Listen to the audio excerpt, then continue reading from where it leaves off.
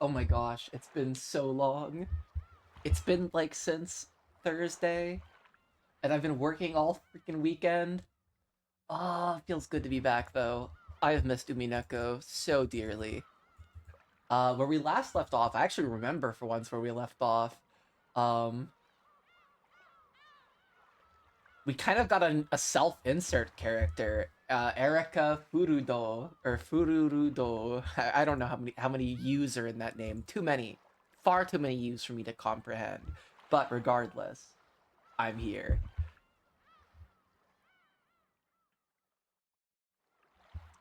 Wait, am I streaming the right thing? Am I streaming the answers arc?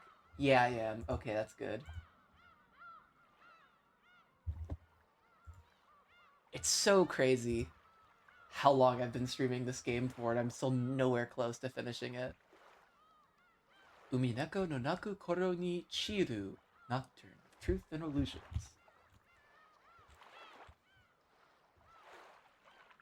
So, I don't know.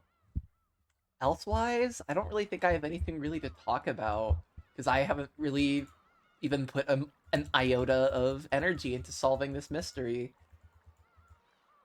in the last, like, 4 days. I almost didn't stream tonight. I almost was like, I've been working for so long. Do I just want to, like, relax for tonight and just play EU5? But then I got really tilted about EU5, and I couldn't figure out why. For some reason, I'm playing as the Netherlands, and for some reason, the Colombian exchange isn't happening, and I don't know why. And I can't find anything out about it.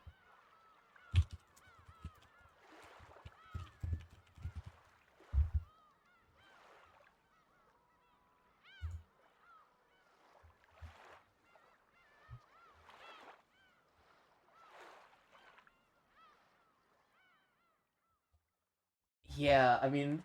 Oh wait, hi Eric. We're back to Umineko! But yeah, EU5 isn't working for some reason, because I can't... The Colombian exchange isn't firing, so I can't give all these, like, different provinces. I can't get, like, sugar. I can't get my freaking cocoa. It stinks. I'm a little tilted. But it's only, like, 1610. So I wonder if I get the game to, like, 1660, then I can start doing the Colombian exchange shit. Even though it's freaking over 100 years past that point, but regardless. Alright.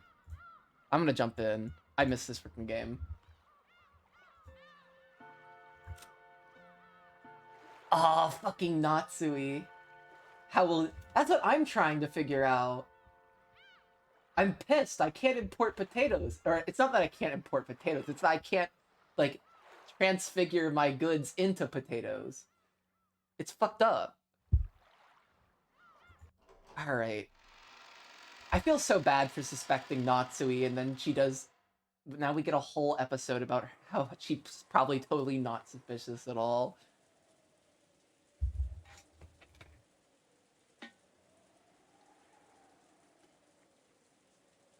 Good old fucking Natsui, who I said was most likely to be the murderer, and now the game is freaking about to fuck with me. We love it. Okay, Natsui voice. I'm surprised. Whoa. I'm surprised Jessica's old clothes suit her so well.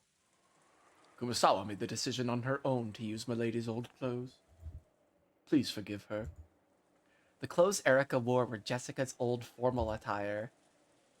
Though the guest possessed a dignity that would put most adults to shame, her body was still physically similar to a middle schooler's.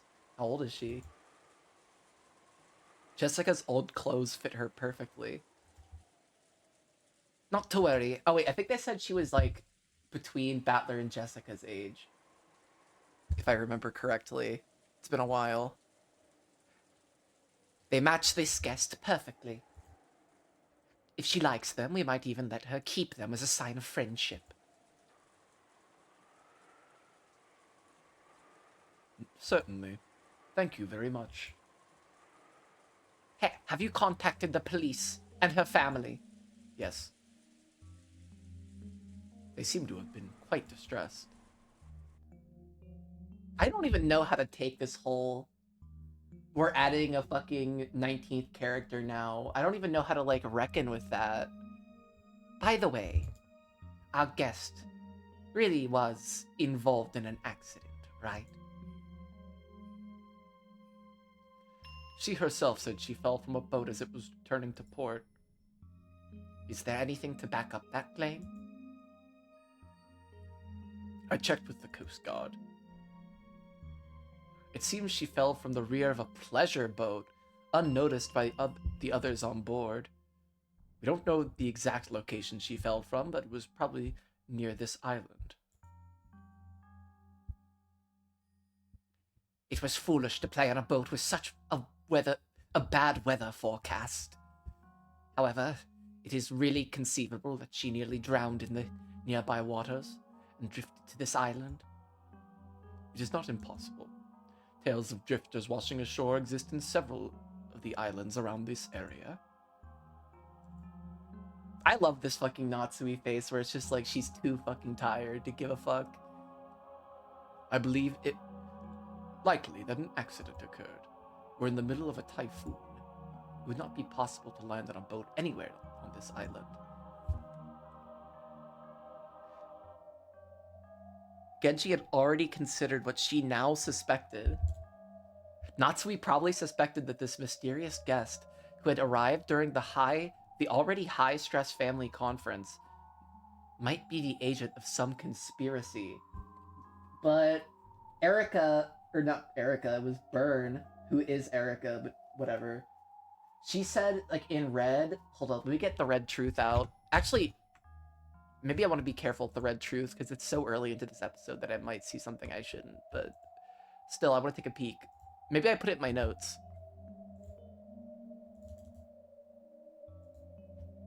All I wrote was, the introduction of Furudo Erika supposedly does not change anything that happens from episode 1 to 4. Alright.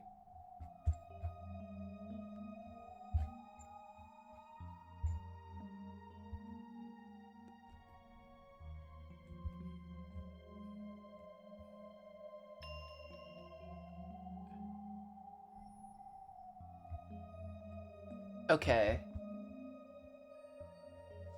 Yeah, I just reread all those red truths. She's not...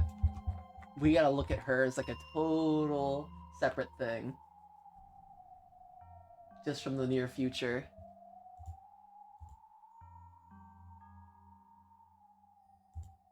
So Genji had already checked to make sure that the accident was real, that Furudo Erika was her real name, and that there was nothing suspicious going on.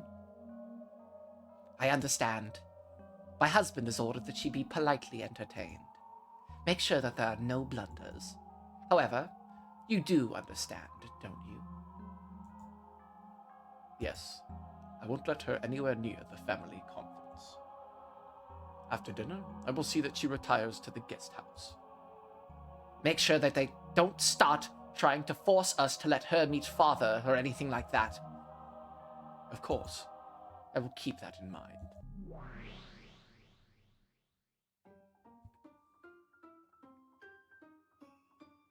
Okay. Ho!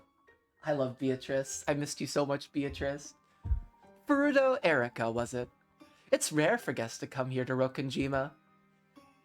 Doesn't this look like it'll be interesting? I missed her so much. This is probably Lady Berncastle's piece. Though she will follow the rules of humans, the player is a witch. We mustn't underestimate her. There is no problem. Even if she were Lady Berncastle herself, since she's a human, she's no match for us. After all, we have Gap with us. Humans certainly cannot win against Gap. Thanks. Still, it's not a good idea to overestimate yourself. The definition of a witch doesn't only imply the ability to use magic. True. A joker in the eye of a typhoon. That is what a witch is.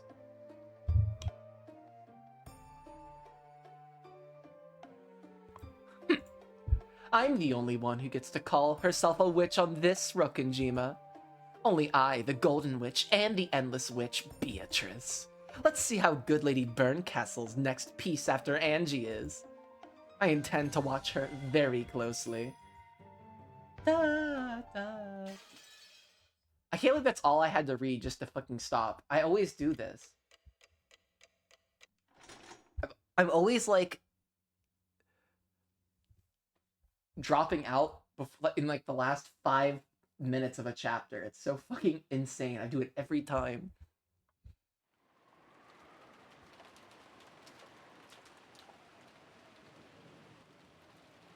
Erika's seat was the lowest one in rank. In other words, it was at the inferior end of the table. Since Kinzo's seat at the high end of the table was empty, if you spun the whole thing around, it sort of looked like Erika was the host of this dinner. That's kind of cool. I like that. Well then, everyone. I would like to begin tonight's dinner, if I may. After Goda's announcement, dinner began with the applause that had become almost customary. It was finally the beginning of the dinner orchestra, conducted by Toshiro Goda. Except for Krause's household, sitting at such a majestic dinner table was no everyday thing for these people by any means. However, they were all used to this event and acted as though it was completely normal. God, she looks so fucking stupid. It's so funny. She doesn't even, like, she looks so different from the others. It's hilarious. Once again, if anyone was to be surprised, it should have been Erika. And yet, she showed no signs of amazement at this dinner and acted with composure, blending in with everyone else. There wasn't even a sliver of the fear one might expect from someone who had wandered here like a lost puppy. An odd child. She doesn't seem the least bit flustered by the Ushiramiya family's grandest dinner of the year. Kids these days have nerves of steel. Definitely not something I dislike. Is Fururu-san used to meals such as this one? She seems to be quite composed. No kidding. She looks really experienced. Heck, I still get confused about which fork I'm supposed to use next. Was it this one or was it this one? Without showing any confusion over the line of utensils in front of her, Erika gracefully ate her hors d'oeuvres. Hideyoshi had started joking around with her, gripping a fork in each hand. Horse divorce. Hors d'oeuvres.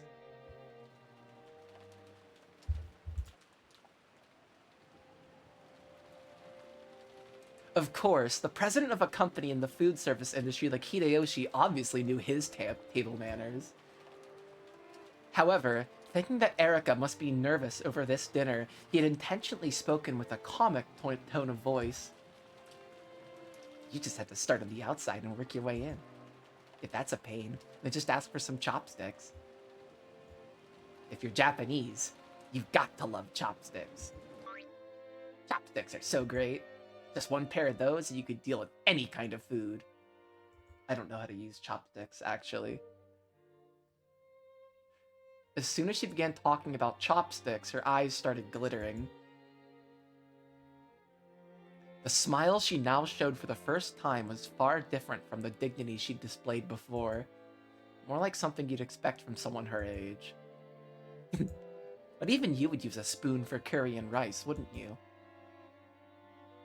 Just make it a donburi bowl. Is there anyone who eats beef bowls with a spoon? Of course not. For the Japanese, it's absolutely, positively, totally chopsticks. So Goda-san, would you mind bringing me some chopsticks? I mean, she really wants us to know she's Japanese. Oh god. Yep. I want to show everyone how a true Japanese person should eat without any shame. By the way, what are we eating next? Unfortunately, that would be soup. Yeah, can't eat that shit with chopsticks.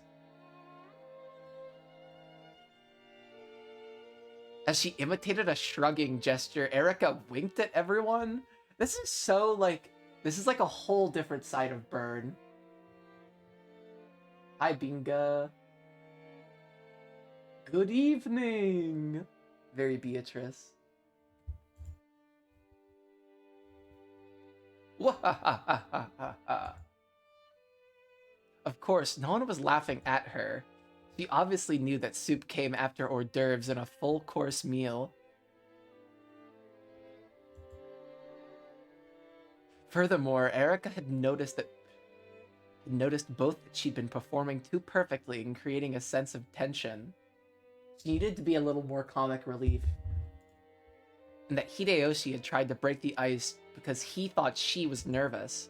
That's why she started acting a little childish and lighthearted. Acting out the part of a guest enjoying a harmonious dinner. Pretty soon, not only Kairi, but everyone else caught on.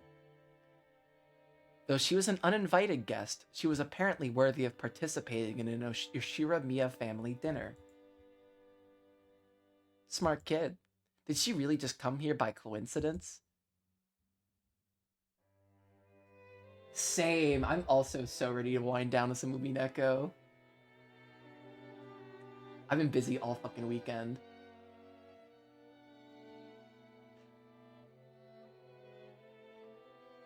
What the fuck? This is such a crazy ass line. Did she really just come here by coincidence? Don't tell me you secretly called your illegitimate child to today's family conference, Nissan. It seems she even has the smarts to brighten the mood.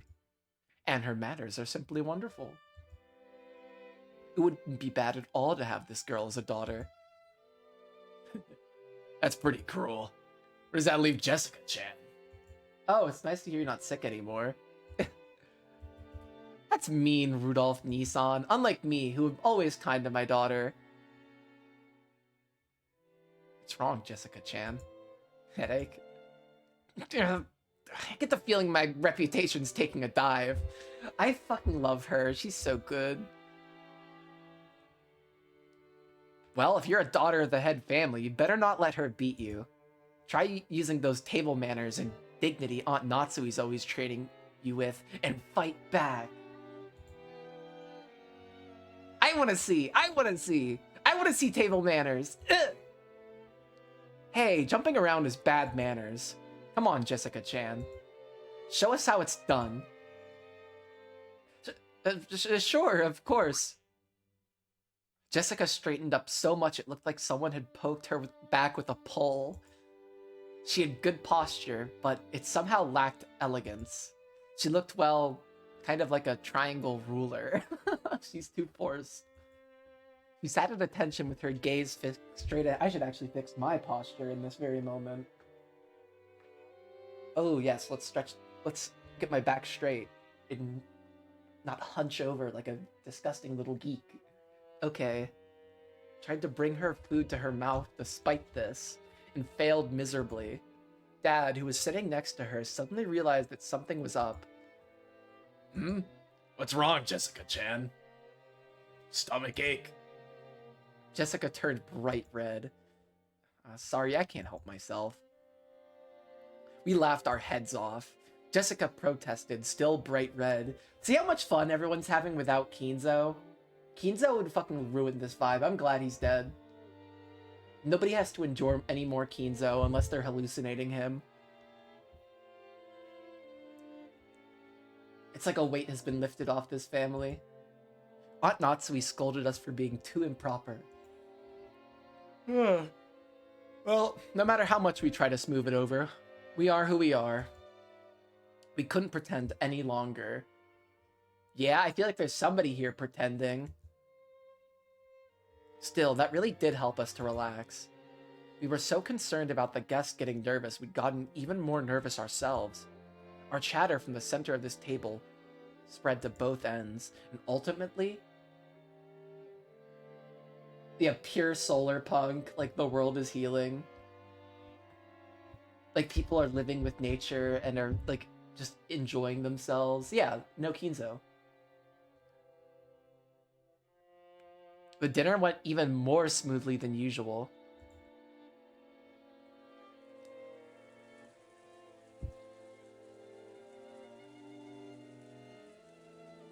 With some delicious cheese and coffee, our peaceful meal came to an end. Coffee? It's like 8 p.m. Goda was Goda won unanimous acclaim and was praised for his skill by all present. After a short period of harmony following the meal, it was decided that we would return to the guest house. Normally, dinner tended to have a very dark atmosphere about it, and the adults would often keep that mood as they moved straight onto the family conference. Okay, so for once, things aren't so shitty after dinner. But I wonder who's gonna die on the first Twilight. That's the big fucking question. Also, I think because of what's being set up here, I think Battler can die this episode. Like, I think Battler's, like, lost his, main character immunity. I think Byrne has it now.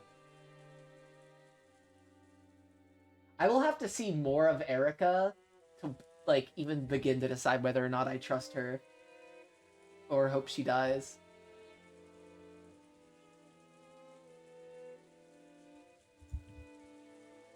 Wait, I think I skipped some lines.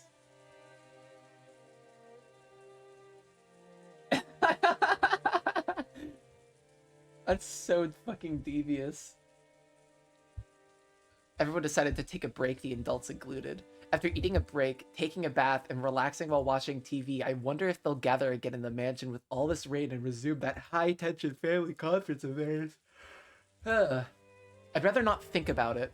Apparently, Aunt Ava was getting really worked up trying to convince the rest to start the family conference right away, but it didn't look like many people agreed with her. They would probably call it quits for the night. What? Since they had guest house duty, Goda-san and Kumasawa-san were chosen to guide us to the guest house.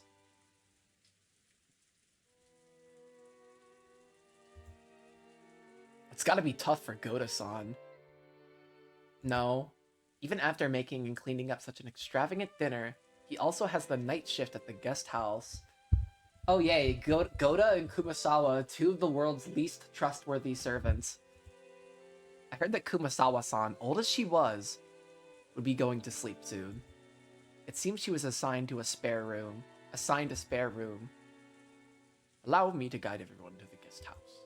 Erika-sama, a room has also been prepared for you. Thank you very much. Why not rest a bit? Are you sure you feel okay?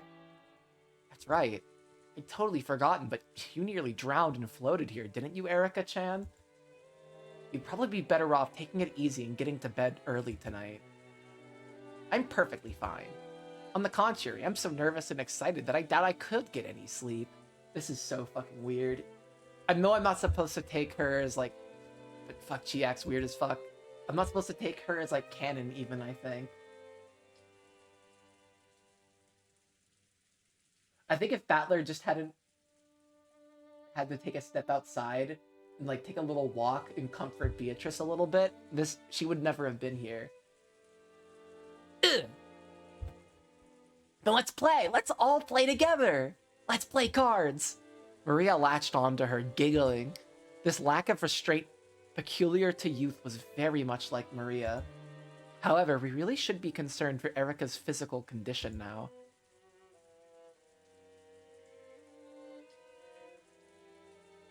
Maria, why don't you play cards with us? Erika One-chan is tired. I like cards too. Please let me join you after I've had a short break. Oh, thank you. That's right. It's Lambda Delta controlling the game board, and Erika's the detective.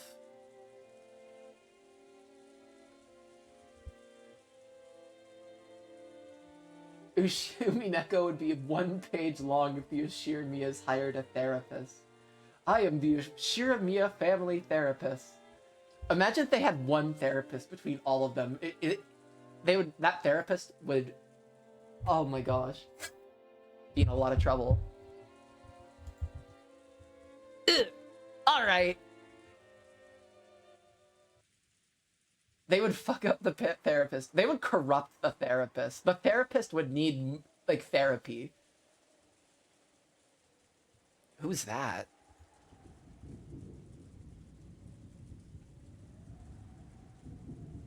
Just like Nanjo. As she passed through the lobby of the entrance hall, Erika stopped walking. When we saw what she was looking at, the rest of us also stopped. Oh, that is the Golden Witch, Beatrice-sama. The Golden Witch? What are you doing, brats? Go on and head back to the guest house.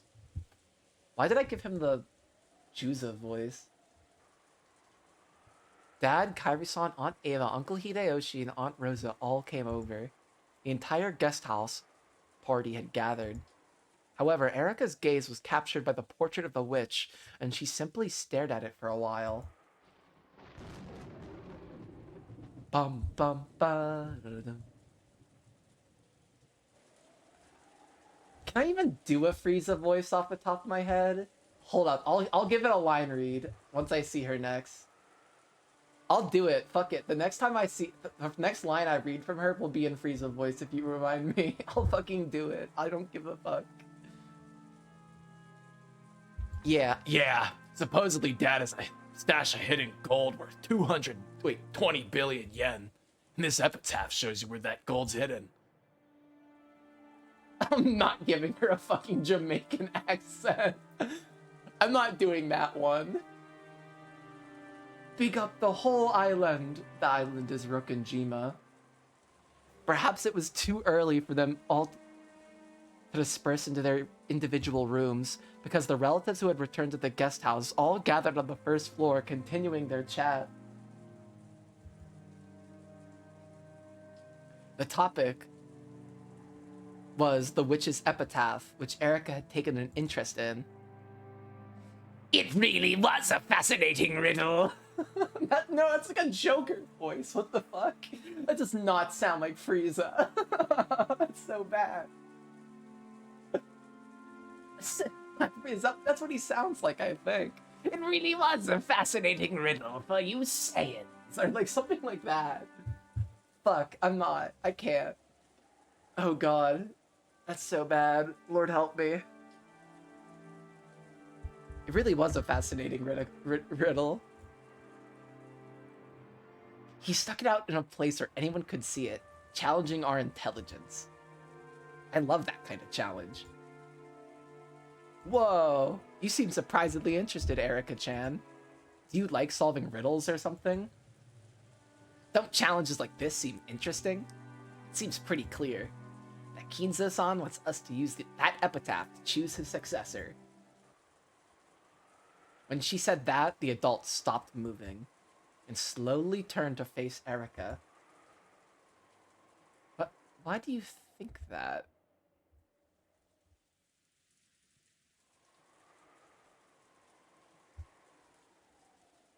Aunt Ava spoke with a coaxing voice. Though, every now and then there had been whisperings among the relatives that whoever solved the epitaph's riddle might be given the family inheritance. This had been no more than wishful thinking, since such a thing had never been specifically stated. And yet, though she had only read it once, this outsider had already reached that conclusion. How had she come to it? No, that's not the problem. If you solve the epitaph, you could become the next head. She wasn't trying to make it sound like wishful thinking.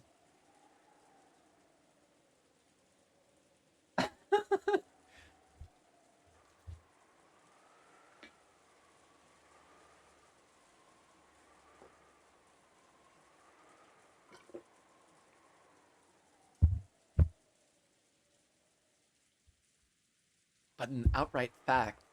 So they closed in around Erika, asking why she was so sure.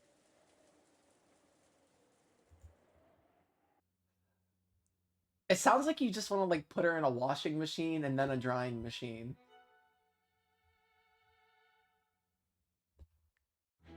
I feel like Maria, like that's how Maria would die canonically.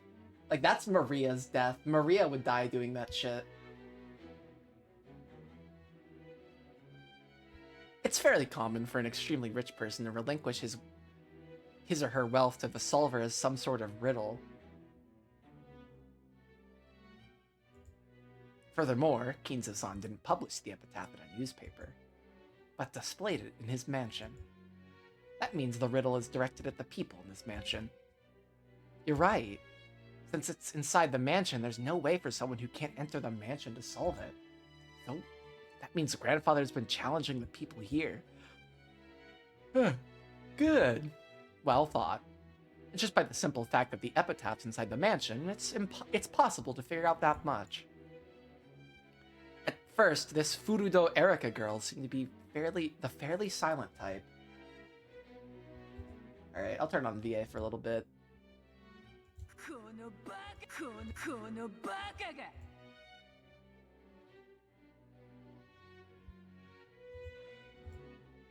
Is she gonna say good again? Is that like something she says, or have I missed it now and forever? At first, this Furudo Erika girl seemed to be the fairly silent type. Okay, she has a catchphrase? That's good.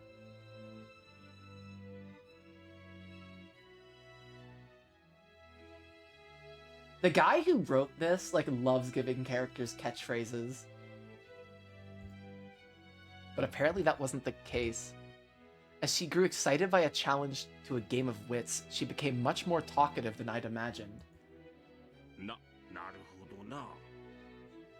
Ah, see. 屋敷の中に碑文があるんは屋敷の人間に読ませるためってのは確かに道理や。でも、家督を譲る相手までも選ぶというのは言い切れるものなの？この謎を解いて得られる宝がほんのささやかなものでしかないなら、私もそこまでは思いません。そうよね。It's so weird seeing all these characters interact with Burncastle's self-insert character. 隠された黄金の価値は200億。Why are they telling her this? それはまさに後ろ宮家の財産そのものだわ。それを受け継ぐということは、後ろ宮家を引き継ぐことと限りなく同じ意味です。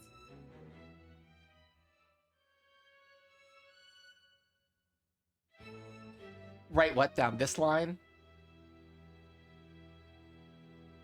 Oh wait, yeah, why are they telling her this?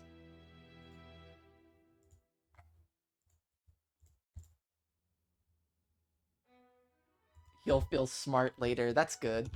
I love puffing up my ego.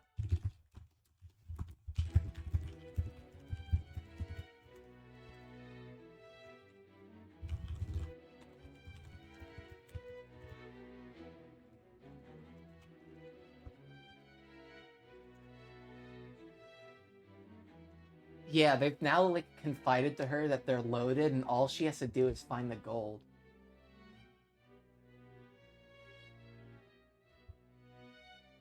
Tsumarii, 碑文に込めた黄金の隠し場所という謎は、後ろ宮家の実質的な後継者選びに他ならないということです。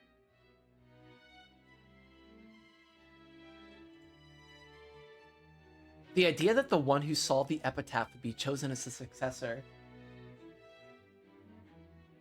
Do we think my GI is strong enough to take another tuna melt has hit the GI track? That was like me stuffing pizza in my face at like 2 a.m. as I'm like getting ready to go to work the next day. Ugh, not it. It's been a goofy ass fucking weekend.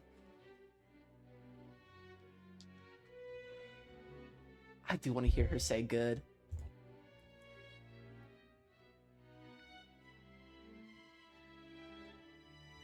Had been passed around by some of the relatives for a while now. However, since it had never been specifically announced, it was nothing more than an optimistic dream. Thinking this, they decided to abandon all consideration of this point until the details were made clear.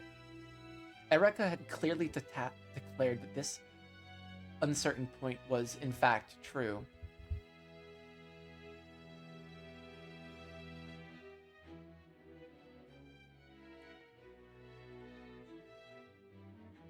So I wonder if the whole thing with Beatrice's letter isn't gonna happen.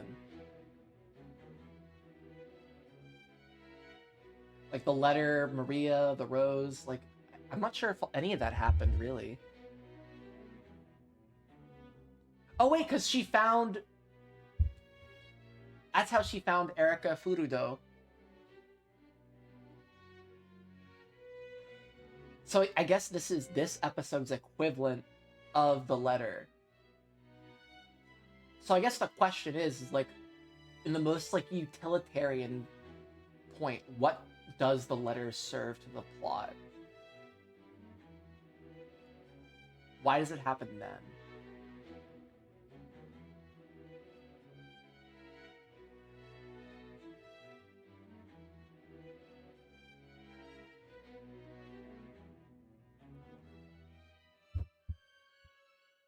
Yeah.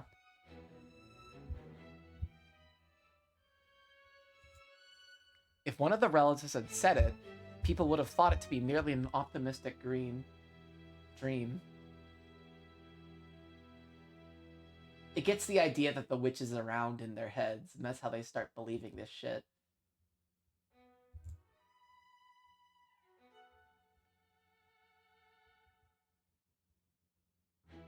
Swaggy. God, that is so awesome sauce. However, when this was declared by a complete outsider, those words seemed even more credible. Everyone remained silent for a while, slowly considering what those words implied. ただ碑文がそこに存在するだけでフルドエリカはこの程度の推理が可能です。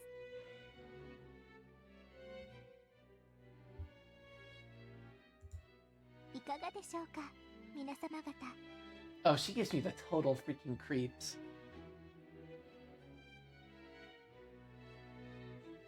Ugh. 横やりで申し訳ねえけどさ、一応はうちの父さんが次期当主なわけだぜ。隠し黄金を誰が見つける云々はともかくよ。Oh, I love her voice. Her voice is so good.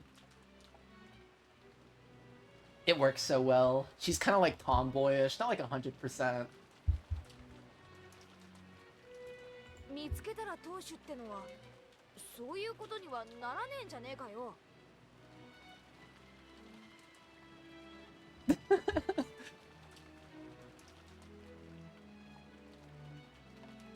Oh my god.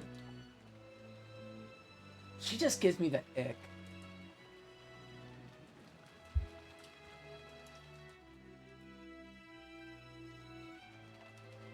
Jessica thought that the treasure hunting part of the epitaph was really fun.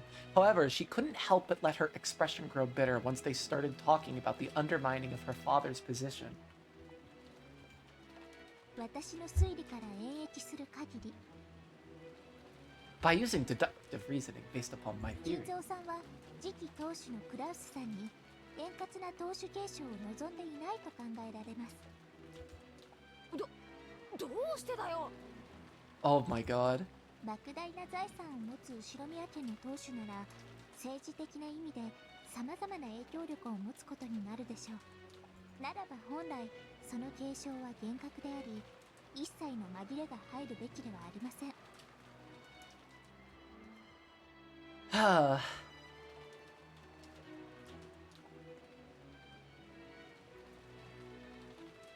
This is an interesting idea. そうね。うちの人の好きな戦国武将の話でもよくあるわ。 Hideyoshi loves Sengoku Jidai. 後継ぎ候補が複数いたりすると、大抵お家騒動の火種になる。そやな。だからトラブルを未然に防ぐためにしっかりと You would have loved Dynasty Warriors, Hideyoshi. 時には競合する後継者を粛清することさえあるんやで。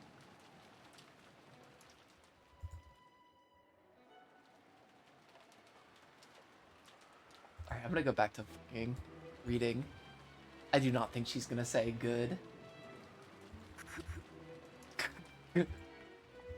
I love that. I missed it when it was Kinzo's voice though. It's both of their first lines. She'll have a few soon. Alright, I'll keep an eye out. I'll peel an eye out for her. The Sengoku commander Hideyoshi admired. Toyotomi Hideyoshi made his son-in-law Hidetsugu commit seppuku. Some of these names are a little tricky for me. But it was rumored that he might have done this to make Hideyori, who was his real son and born after Hidetsugu, his true heir.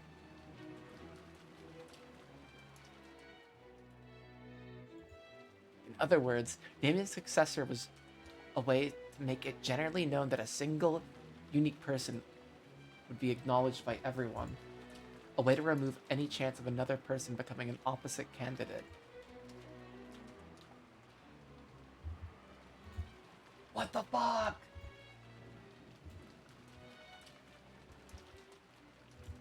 Okay, so after that line, I feel even better about my theory that Kinzo had to kill his fucking, like, survived, like, some massive fucking Rokujiva incident equivalent in 1905.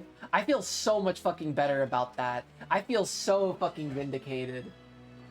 I think I might have been cooking when I had that theory. That is so fucking crazy. The next line is, like, good, though. I'm such a shithead. That's unreal. The second I turn it off, I'm like, I don't know. I don't want to go without, like, more than, like, 15 minutes without reading. Then she says it. Fucking unreal. I'm just gonna pretend she said it. Oh, great line, Furudo Erika. Wow. That's exactly right. The only purpose for an epitaph like that would be to cast doubt on Kraus-san's position as the successor.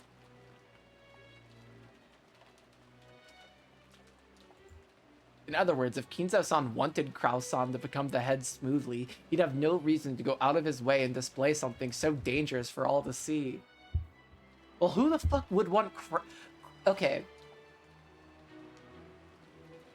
Who the fuck would want Kraus to be the successor?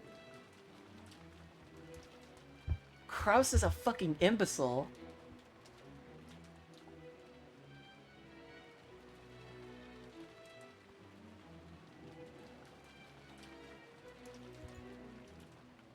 That's right. If you spin the chessboard around, fuck yeah. You certainly could say that. It would be odd if he handed over the position of the head normally, but he handed over the 20 billion yen in gold to the person who solves the riddle. Kinzo would pass on the title of family head, but he would only give up the 20 billion yen in gold to the person who solved the epitaph. You really couldn't call this passing on the headship in the truest sense. That's how it is. By this theory, we'll be able to doubt whether Kinzo-san truly acknowledged Kraus-san as his successor. Simply by the existence of the epitaph in that place. This level of reasoning is possible for Furudo Erika. This level of reasoning is possible for Pier.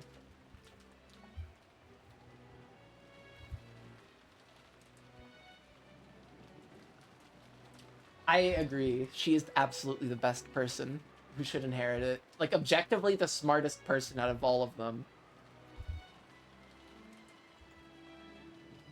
Ew, that face is so fucking gross looking.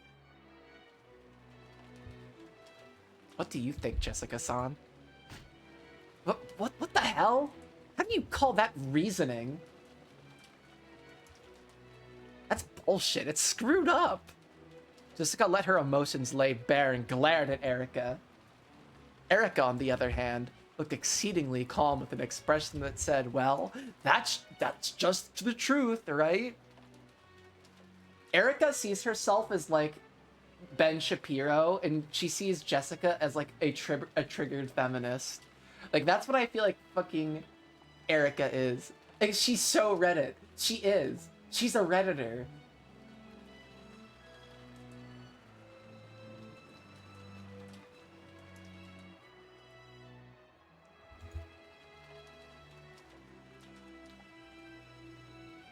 "100% a Reddit atheist. I see.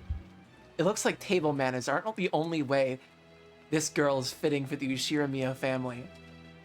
It's funny that the idea of Reddit atheism or kind of like that big atheist movement that happened right before Gamergate, that shit is still used today. But that shit has been relevant in fucking forever. That shit was before Gamergate. Oh my god. That's fucking lore. And yet the phrase Reddit atheist has survived.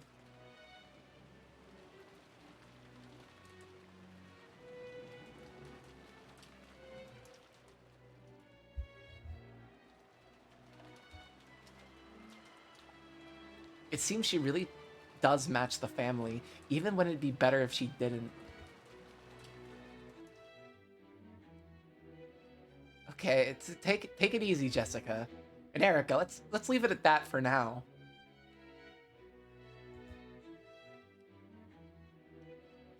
Well, we can put all this successor stuff to the side for now.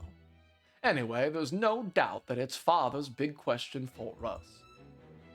Wahahaha.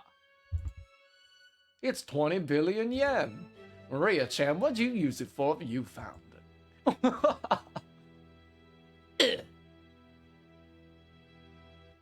What? Oh, fuck. Nope, I don't have a good joke right now. The Golden Land isn't just gold. It's a sacred place. Uncle Hideyoshi kept trying to force himself to chuckle and improve the mood. He's very convivial. I think that's how you say that word. I might be wrong. Everyone else tried to play along, but Jessica's mood didn't get any better.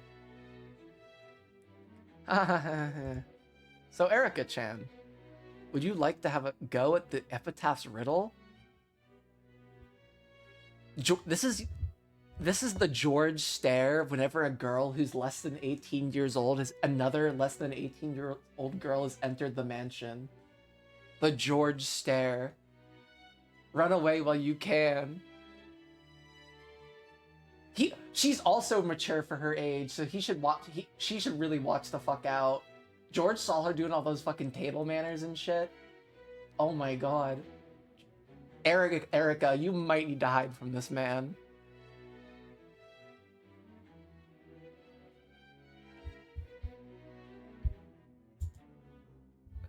Yes. My little gray cells are itching to get started. Gray cells? Gray matter? I'd like to start solving as soon as possible. George Aniki smoothly turned the conversation around. Just like the time she'd made everyone laugh in the dining hall, Erika looked about with gleeful eyes and jumped at the chance. I like it.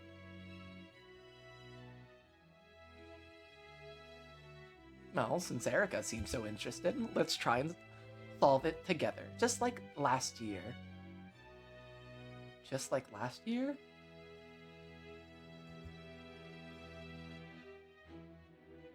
I'm putting that in the notes just in case.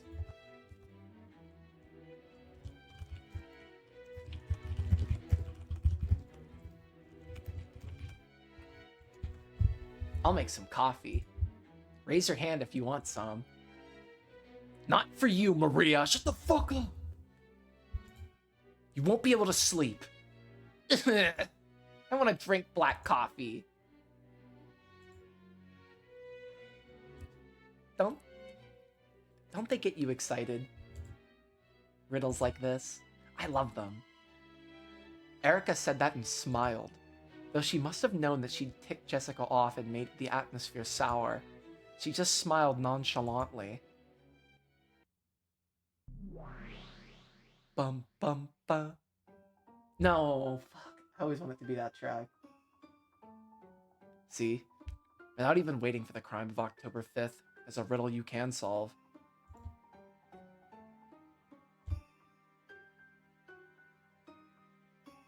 The riddle is, who the fuck is Natsui's son? And is it Battler?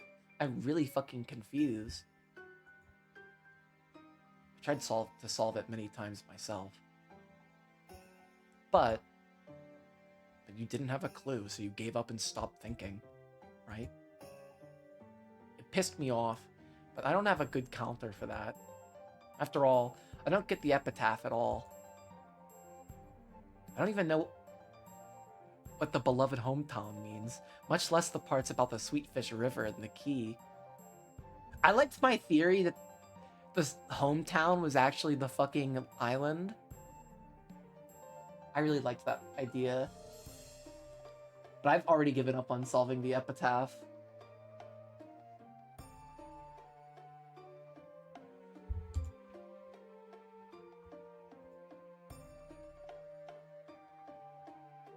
Thinking that a few more hints would show up if I waited.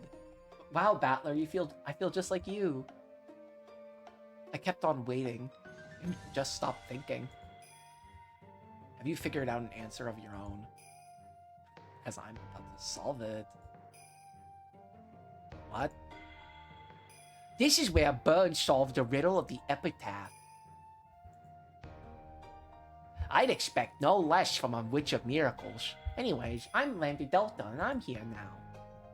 If a riddle is solvable, then she can solve it without fail, regardless of the difficulty.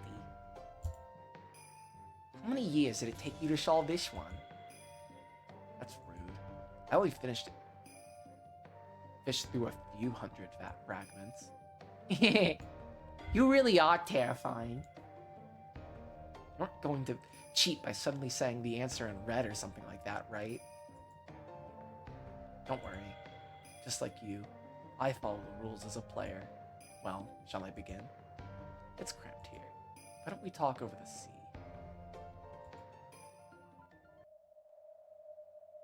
Okay. Don't get queasy, Battler.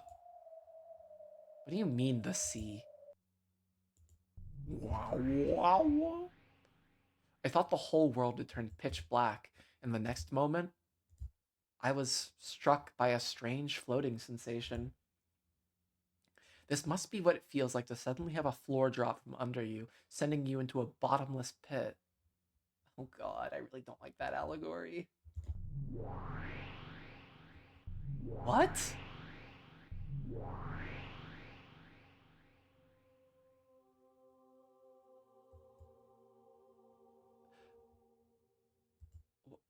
Oh, it's like the spinny purple. It's an ocean? What the fuck is going on? When I looked, I saw that the two witches and I have been thrown into a pitch black universe. In this space, every direction was covered in an endless darkness, and it felt like a limitless expanse filled with countless glittering objects.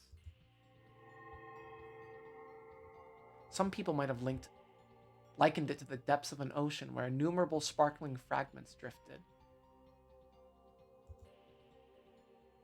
What the fuck is this? Whoa, whoa. Didn't she tell you not to get queasy? If you want the concept of gravity, just create it yourself, okay? Come on, calm down and look at us. Come on, don't we look like we're just fine? I always wag my finger when I read her. Believe that your feet are on the ground and that you're being controlled by gravity. If you do that, you'll find your equilibrium. Yes, the two witches are standing normally, as if their feet were planted on transparent pieces of glass. I'm the only one floating about like someone in a rapidly plummeting elevator. When I saw that they were doing just fine, I started calming down, figuring that there was no need to be scared.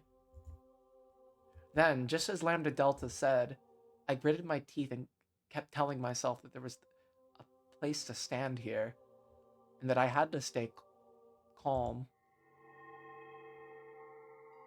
Whoa, whoa. Very good. Wait, what? Very good, very good. What's your name? Ushira Mia Battler. Who else do I look like? Okay. You mustn't lose your will, emotions, or form. After all, this is the ocean. If you lose your purpose, you'll fall into the depths of eternity and become a scrap of ocean seaweed. Be careful. I don't get what Lambda Delta is saying, but I should calm down. down for the time being. It seems that I've regained my equilibrium the more I calm down. Gradually, that weird floating feeling, like I was falling forever, began to disappear. It still felt strange, like trying to stand up straight at the bottom of a deep pool, but it was much better than before.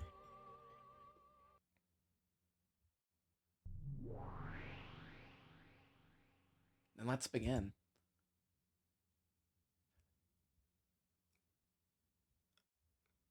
Am I about to get some major fucking clues for the epitaph?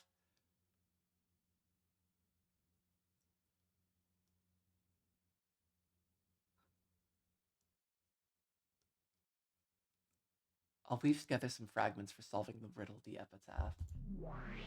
Oh, fuck yes. I love getting epitaph riddles. Castle opened both of her hands. Then, like a planetarium, all the fragments throughout this empty space began to spin, leaving tails behind them. Yeah, I don't think it will be solved in front of me. I don't think so. The expression planetarium might have been surprisingly fitting. Multiple fragments were tied together by gold lines. And what looked like constellations zoomed by us rapidly. One after another.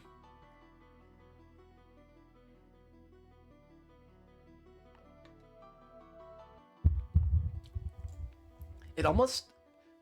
Okay, fuck. It felt almost as though we were dashing through space at an incredible speed. Then, with tails of light drifting behind them, several brightly glowing fragments swirled around Baron Castle. It looked almost like she'd created her own solar system, with her as the sun. That solar system surrounding Baron Castle grew to a large radius enough to swallow us up. And every once in a while, one of those satellite fragments zoomed right past me.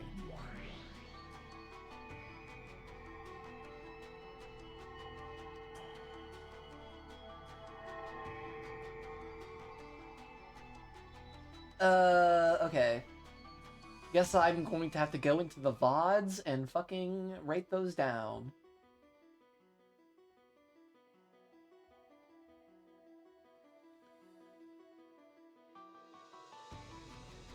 When those fragments passed by me, it felt as though some kind of memory welled up inside me.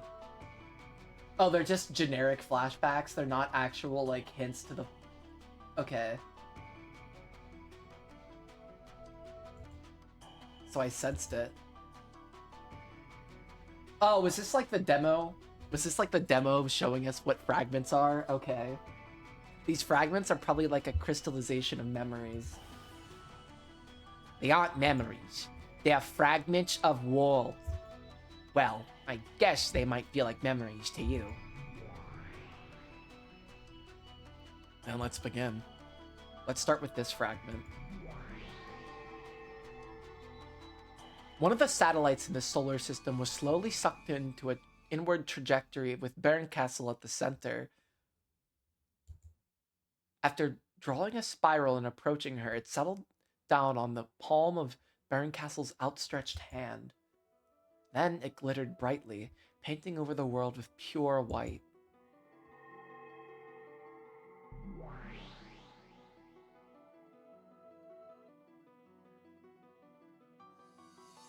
The beloved hometown won't betray our expectations.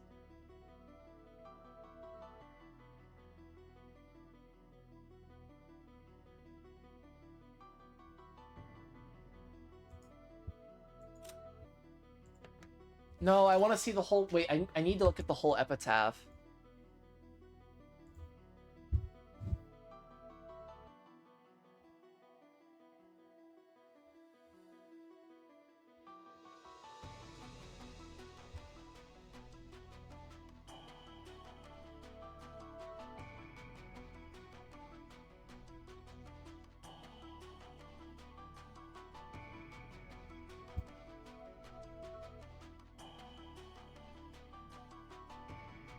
So for some reason, I feel like at some point, Kinzo fulfilled this prophecy.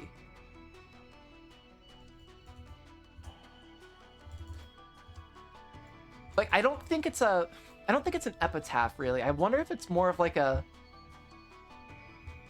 guide to becoming the successor.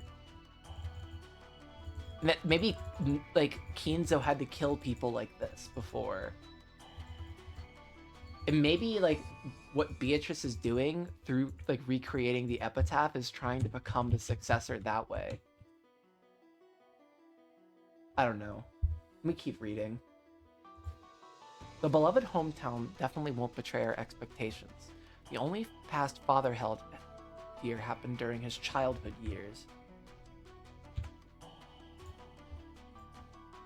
I'm taking a screenshot of that. Hold up.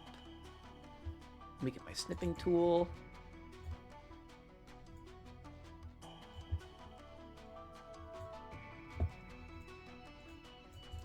Sorry, gang. I'm just trying to make sure my notes are all good. I remember that.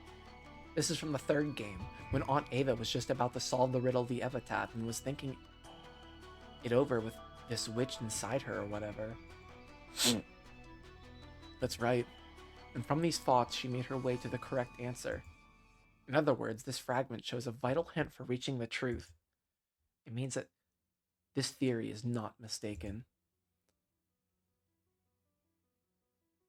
So you're saying we should assume that this beloved hometown isn't a metaphor or anything like that, but the place grandfather actually spent his youth?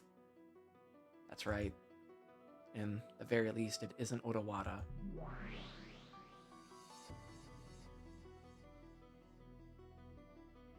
Odawara is definitely where he was born, but I don't think that's the hometown he loved. I imagine all of us siblings have the same place in mind. Right. This probably isn't Odawara. From what I've heard, he had a very fun time as a youth. That's so Battler is Kinzo coded. That's right. Aunt Ava and her siblings said it wasn't Odawara. And not only that, it looks like everyone guessed where grandfather's hometown was. Okay, the Battler is Kinzo theory is so fucking troll, I'm not gonna lie. It was Baby's first theory, though. I'm almost certain it was my first theory.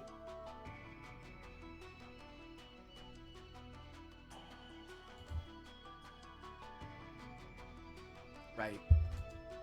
And annoyingly, the actual location isn't spoken in any of the fragments. Hold on, I'm taking a screenshot of this. We are taking notes here.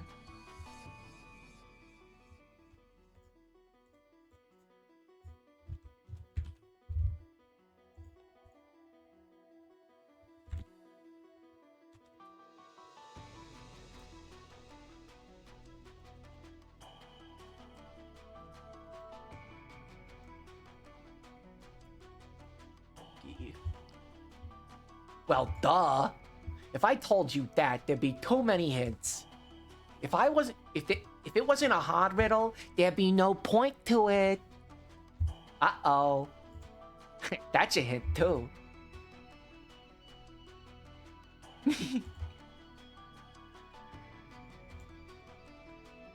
Just where is this hometown of grandfathers? Can't even start if we don't know that. You mean you couldn't start, so you stopped thinking?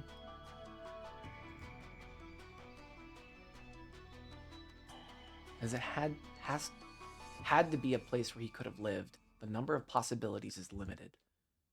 Well, this is the toughest part. You were the witch who could certainly solve any riddle that could be solved, weren't you?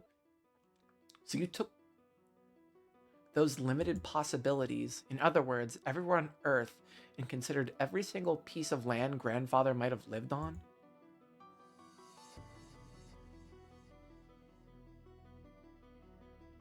That would work too, but that way no amount of time would be enough. So I needed to take some more hints into consideration to ring out the answer.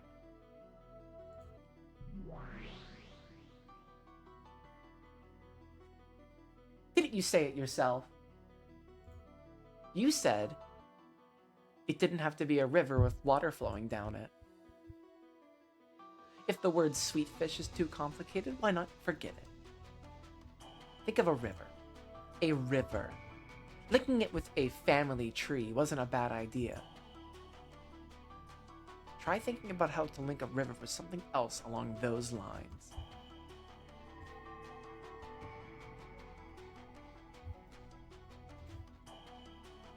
Taking a screenshot of that. We're just getting them all right now.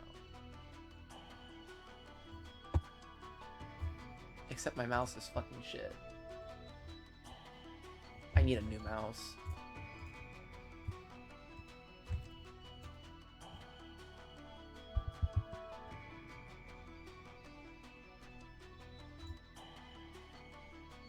However, this river isn't truly a river.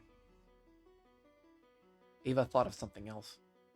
Something that could be linked with a river. Sure. But if it isn't a river, then what's the sweet fish? Think. A river that runs through the hometown.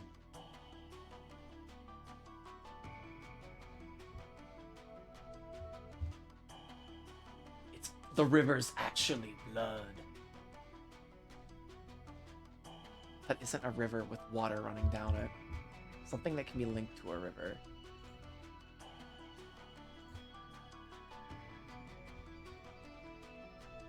Behold the sweet fish river running through the beloved hometown. Ava knew where the hometown was, so she could forget about the sweet fish hint. Yeah? What's up?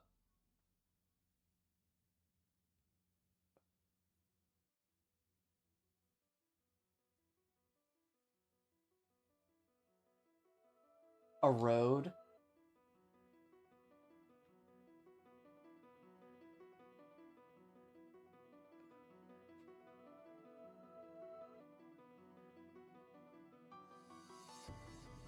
A bridge?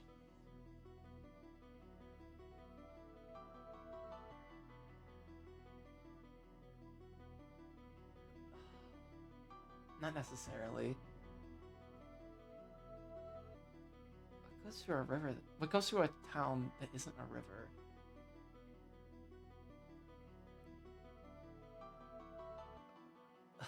Fuck this game. Road was good.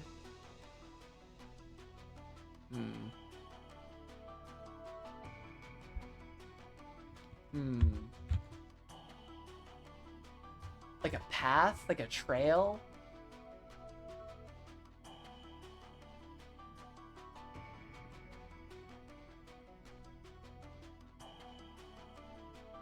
Yeah, it's like a railroad?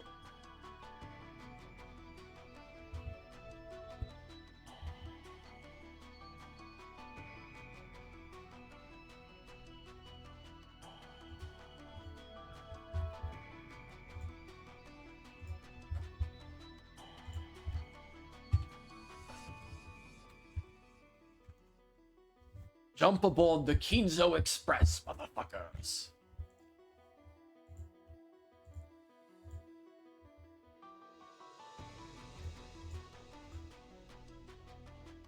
Then what's the sweet fish gotta do with it?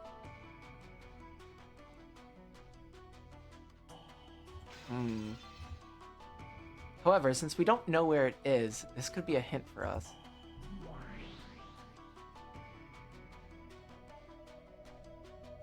I worried too much about the Sweetfish River. The Sweetfish part didn't really matter that much at all, did it? Okay, so the Sweetfish doesn't really matter. Oh my god, my fucking mouse, like, ability to, like, hold a click and drag does not fucking work anymore. I don't know what the fuck I did to my mouse. I will have to get a new one sometime.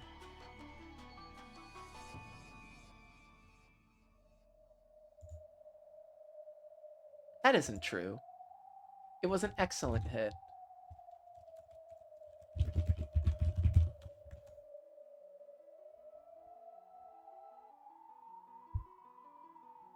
Pretty much. Well, of course, maybe there was no need for it to be sweet fish.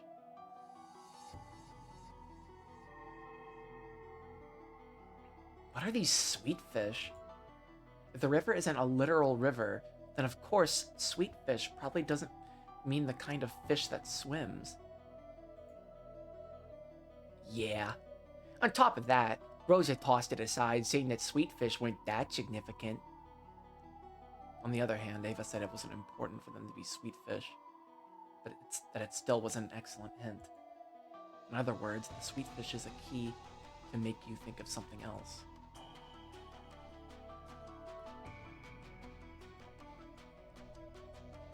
If that something is a different word, but a word that sweet fish makes you think of, then Ava's line about how it probably didn't have to be sweet fish makes sense. From these thoughts, Aunt Ava formed some theory, went to the library, looked through some books, and verified that she was right. In short, Aunt Ava formed some theory about the true nature of the Sweetfish River running through a hometown. Then, she opened a certain book to determine whether that theory was correct or not. Yeah, I wrote that in my episode 3 notes, that Ava solved it by going through Kinzo's, like, regular-ass books. Like, not the magic books that he has, but all the fucking shit he got rid of so he could make room for his grimoires. In other words, this theory was something that could be verified through some kind of book. Also, after she figured out what the Sweetfish River was, she figured out the rest of the riddle very quickly. Good thinking. Wait, I'm out of water, fuck. Okay. The epitaph continues on, saying, as you travel down the river, you will see a village.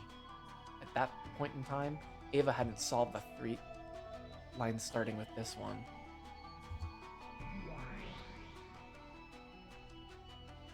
What is this village? What does it mean? Do you find one if you go down the river? Right before my eyes, the pieces I hadn't been able to understand at all began to snap. Like, that was a really bad snap. There we go. Fuck yeah. Snap. Into place, all by themselves. I couldn't even remember to close my open mouth. My throat grew completely dry. Is it really okay for this to be the answer?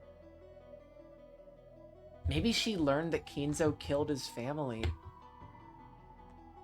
Oh, that would make sense.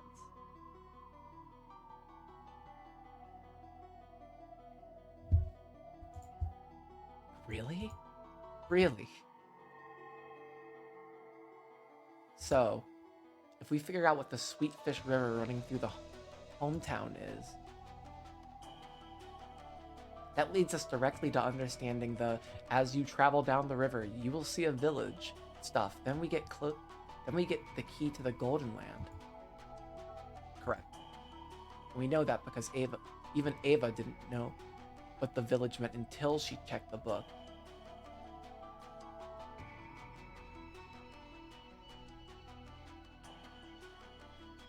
I wonder, like, there was someone who figured it out for the first time. Like, there was one person who figured it out before anyone else. Imagine being that fucking guy.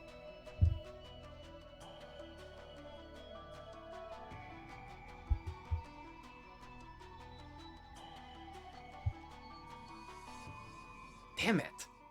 Just what is this book?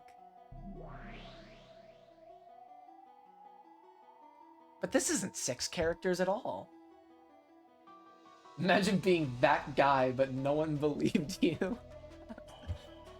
I'm absolutely sure this is the answer, but this doesn't even reach 6 characters at all. Did you stop thinking again? In that case, the giveaway you could read it with 6 characters. If you can't think of one, then research it. There has to be an answer. You must not doubt that. Oh, Is believing that much too much for you? If only you just cry yourself to sleep, and then you can just give up and die. 1, 2, 3, 4, 5, 6. 6, 7! Oh my god. It's telling how difficult the riddle is. And it was revealed in episode 1 and had the community stumped for years until its reveal. Yeah, and that includes native Japanese speakers.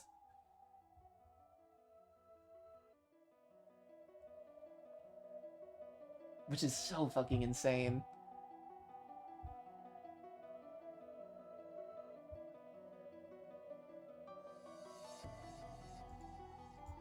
Oh. 6 characters. I found it. This is the key to the Golden Land.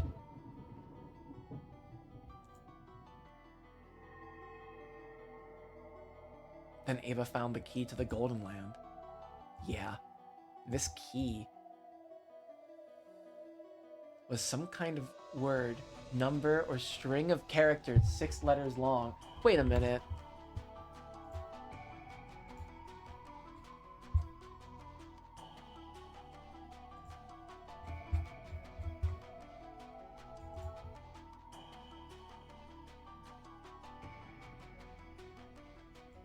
Never mind. 07151129 is not in fact 6 characters.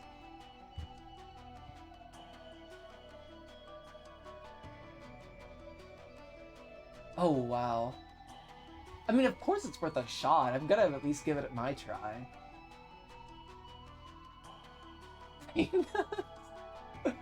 Oh my god. That's a dastardly pull, Eric. That is a dastardly pull.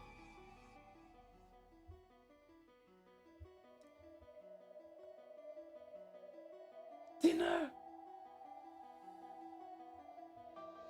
God, we can't. I keep referencing like old fucking YouTube poops. Oh my god. A couple weeks ago, like me and my sister, we rewatched like a bunch of like the classic fucking like Caillou YouTube poops. Oh, they're so fucking good.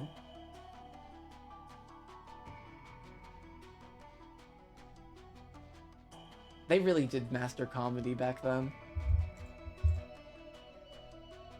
That's it. If we know the key's true identity has 6 characters, the meaning of the first Twilight changes drastically. Oh, that's right.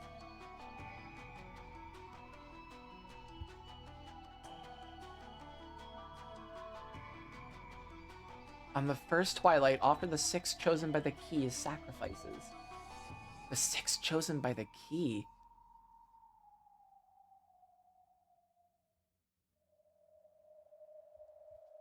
Is the key like a roulette table? Or like a dice? Dice have 6 sides. And Kinzo really likes gambling.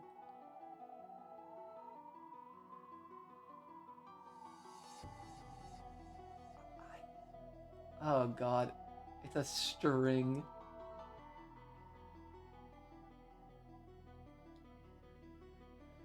Ah. 6 characters.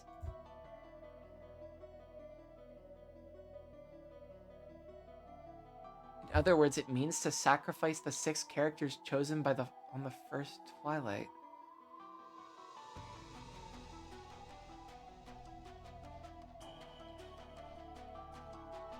Oh, the double entendre there is not lost on me. 6 characters, like characters as in like these characters, but also characters as in like, okay, like letters and numbers.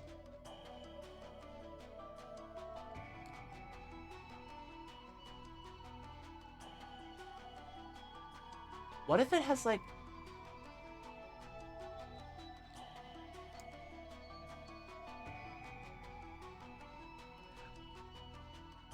Don't even get me started on that. Don't even get me started on the fucking duality theme. You're fucking evil for typing that. Oh my fucking god, there's no way. You just fucking did that to me. My brain is fucking melting because I hate that theme keeps coming up in this game. It fucking destroys me. Okay.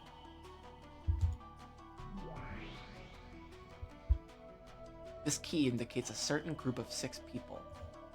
No, we should say it indicates a certain group of 6 things.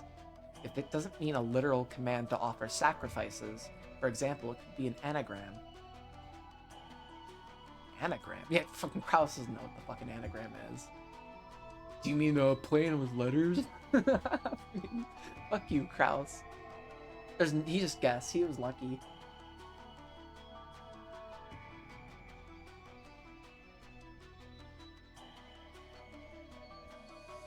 Anagram, you mean like letters? Yes, Kairi-san has been thinking that way ever since that moment.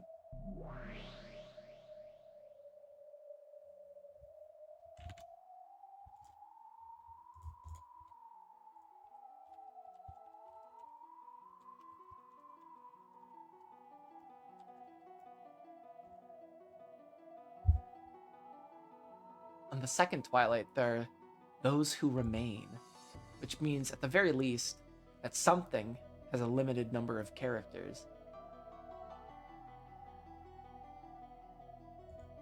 You could read it like it's telling you to continue with the remaining characters after the first 6 characters are removed.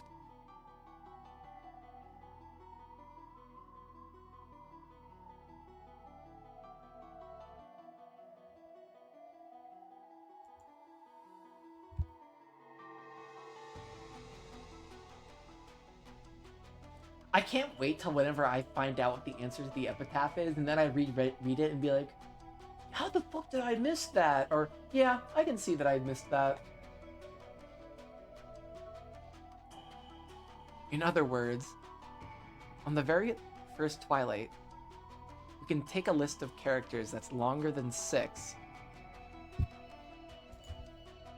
kill the 6 that are the key, and then do something with the characters that remain. That's right. But like Kairi said,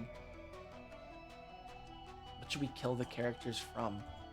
We don't know this longer string of characters that we're supposed to be killing from.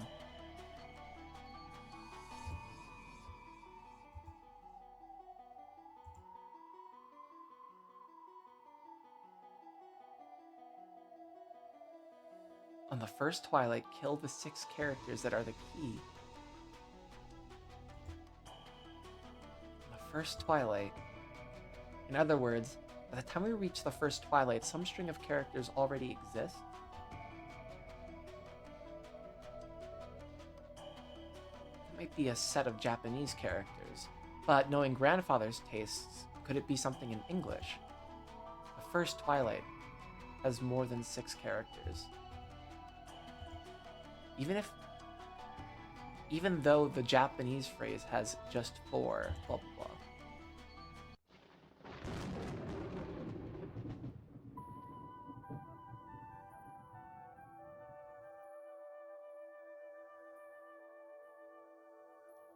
Kairi makes me insane. She's just smarter than everyone, and everyone babbles like fools until Rudolph lets Kairi talk and the problem gets solved.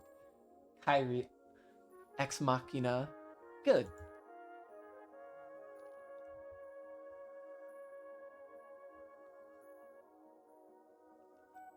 Fuck, it might be something in English. This was really cool though, because this had Battler saying something in both the fucking meta world and in this world. Okay, we like that.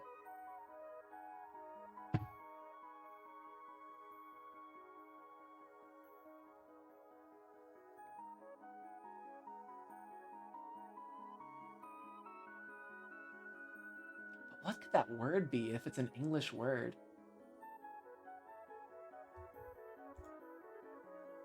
That idea of yours isn't bad, Battler-san. We can interpret the 6 sacrifices chosen by the string as a string of 6 characters. Being mouse.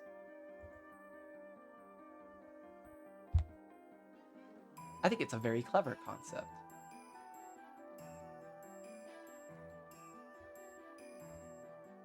That way, the key doesn't necessarily have to be key-shaped. Oh wait, I'm gonna go get a drink of water. I'll be right back. Give me 2 minutes. Oh wait, fuck. Okay, nope, not changing. And then we're muting. Beep back.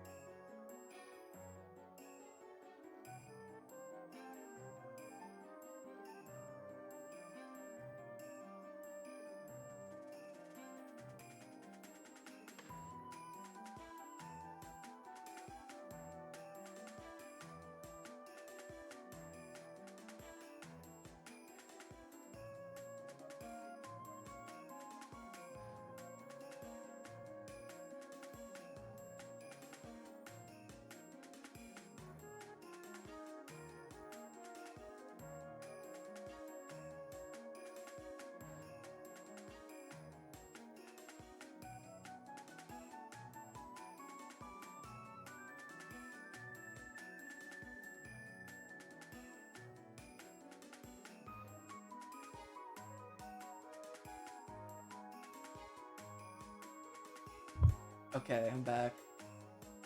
Let's fucking kill it!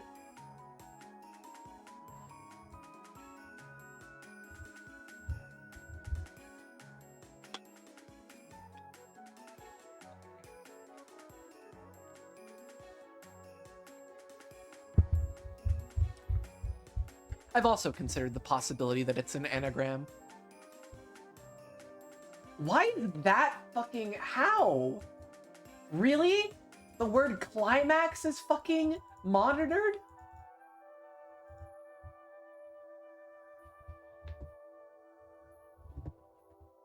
That's insane. Yeah, I can't. That one has me fucking pissed.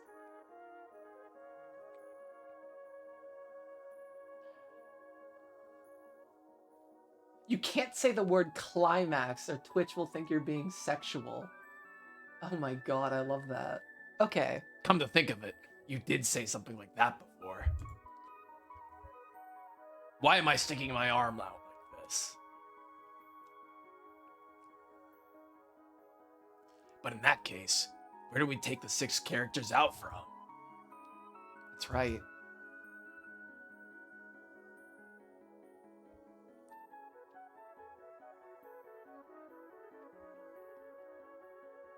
Since we're taking 6 characters out, it must be at least 6 characters long. What if the word is fucking Winchester? That would be fucking crazy.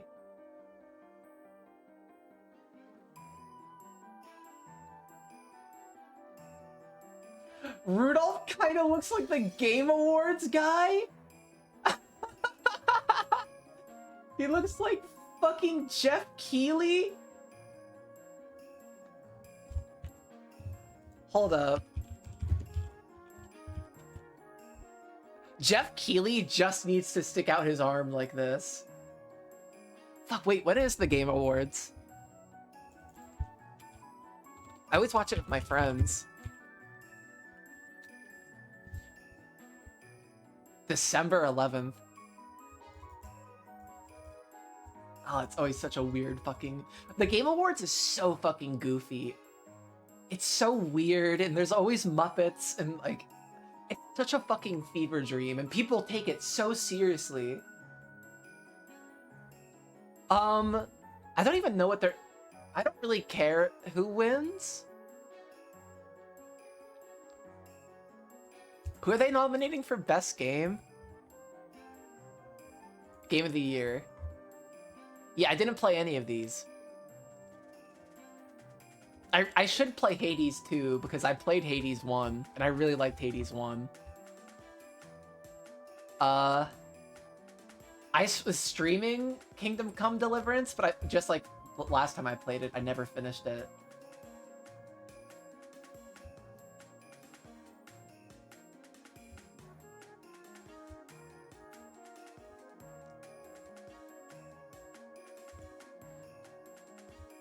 I am just like, I am confused as to how it makes money.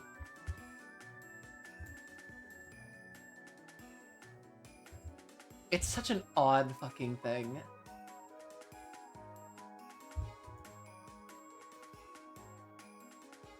We need to reread Japanese word in some way that gives us more than 6 characters.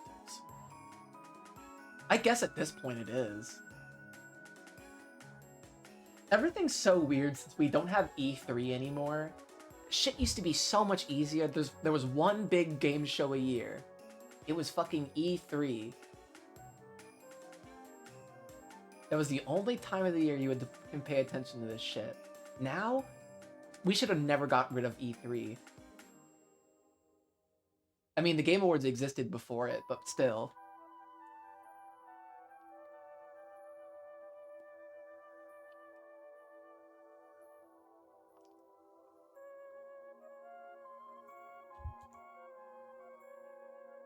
If we follow Father's sensibilities, I guess it is probably is English after all.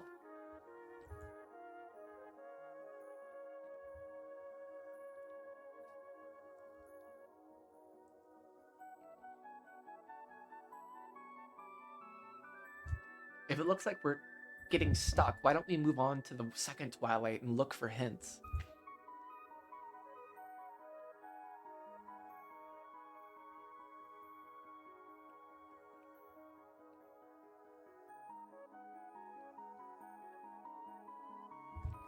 I don't know anything about... I don't even know what, like, Claire Obscure is about. I have no fucking clue.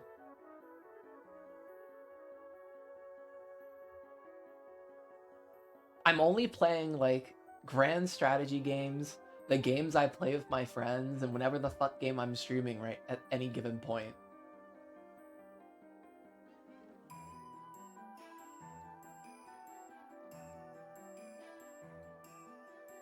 Ooh, that's a big opinion. All I know it's about like the Belle Epoque.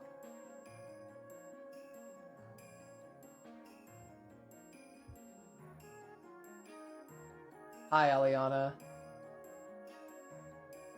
Those who remain shall tear apart those who are close. You can probably think those who remain as the remaining characters after the first 6 have been taken out. In that case, what does it mean by the characters that are close?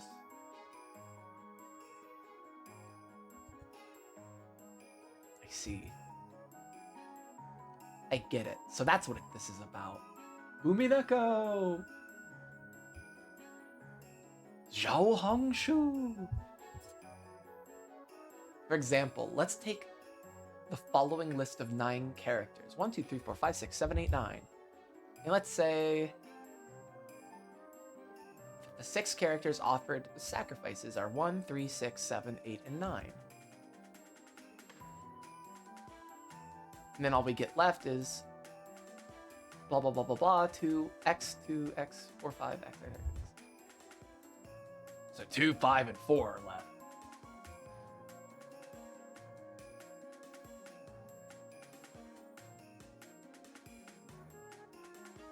So what? Oh, and 4 and 5 are close. Yeah, I get it. So the 2 who are close are 45. Yep, there's a gap between 2 and 4, but 4 and 5 are right next to each other. They're the 2 who are close. Good. Well done, Butler-san. Oh my god, I read that wrong again in the same fucking character voice. We can't tell whether tear apart means to crush 4 and 5, or to put a gap between them. But I think that's a good observation. Then what do you think about the third twilight? Those who remain shall praise my noble name. Since there's a good chance that we're playing with letters, this might be the same thing. The characters that remain shall praise my noble name. That's tough. What could it mean?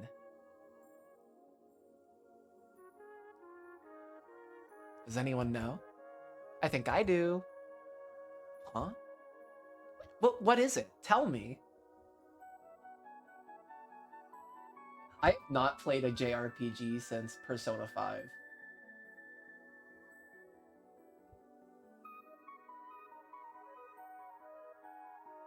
Like, that was the last one I played.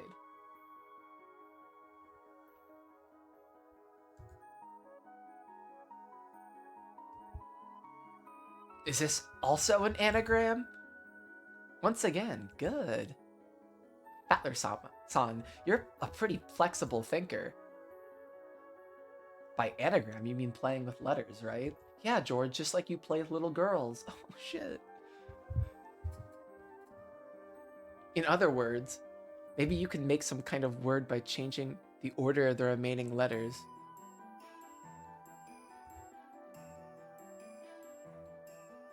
Yeah, if so, I might be getting ahead of myself with this theory, but maybe the original list of characters at the first...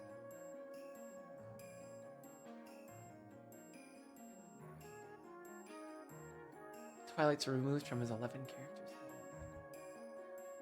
Well done again. I reached the same conclusion. But why's that? Why do you think there are 11 characters? We think killing a single sacrifice means crushing a single character. If we interpret the tear apart of the second Twilight to mean a gap between two characters, there are 11 characters total. If tear apart means to crush those two characters, then we can assume that there are 13 characters.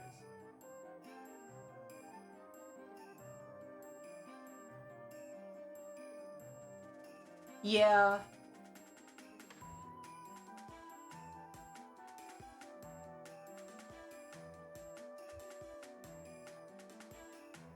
I just liked the thing I liked the most about Persona 5 was probably just like the presentation. I like the vibes, I like the music. But the plot was just like okay to good.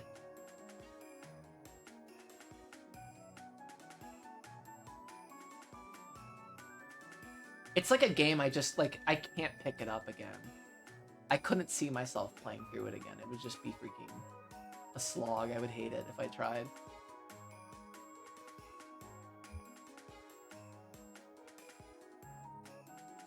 "13 characters. After all, from the 4th Twilight to the 8th Twilight, the word kill appears 5 times, and then on the 9th Twilight, it's written that none will be left alive. If we ignore the part about the witch reviving from now, I figured that after crushing the first 6, separating the characters that are close, and then crushing the 5 more of them, there should be no characters left. So that makes 6 plus 5, or 11 characters. If tearing apart the 2 who are close in the second Twilight means to kill both of them, that makes 6 plus 2 plus 5, or 13 characters. Okay, so it's likely a 13 character English word. That's really fucking long. I'm gonna write 11 or 13 just to have my I's dotted and my T's crossed.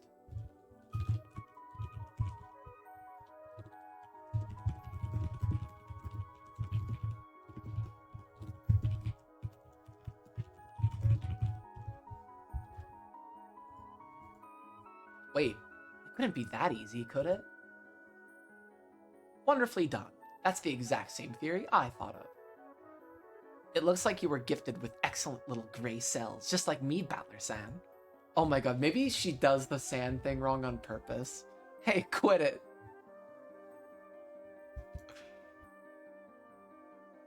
Just doing what comes naturally. I might be, Kyrie's son.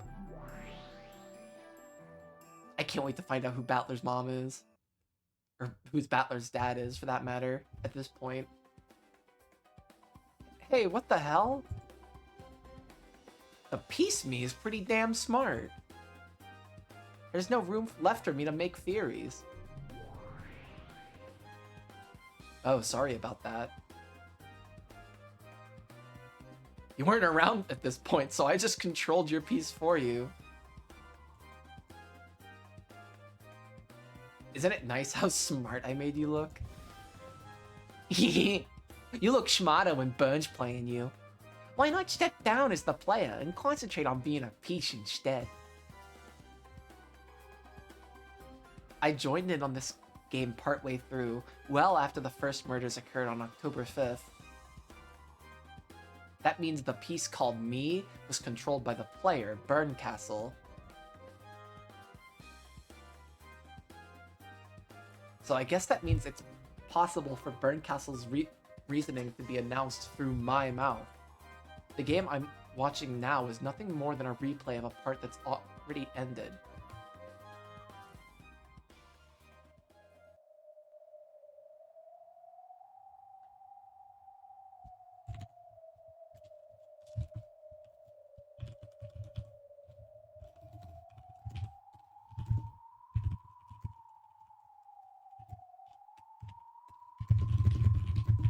Just getting that down on my notes.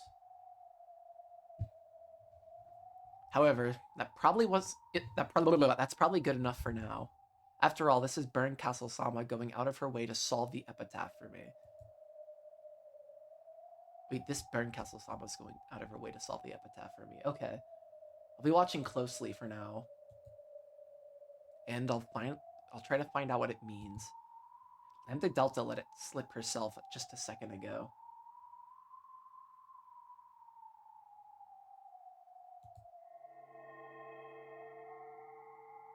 Well, duh. If I told you that, there'd be too many hints. If it wasn't a hard riddle, there'd be no point to it. Uh-oh, that's a hint too.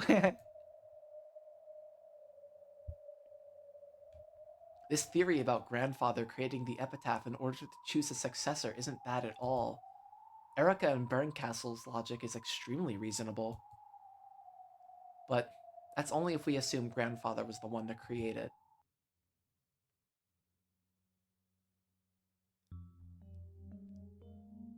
He was probably alive at the time the epitaph was displayed, but, of course, grandfather is already dead by 1986.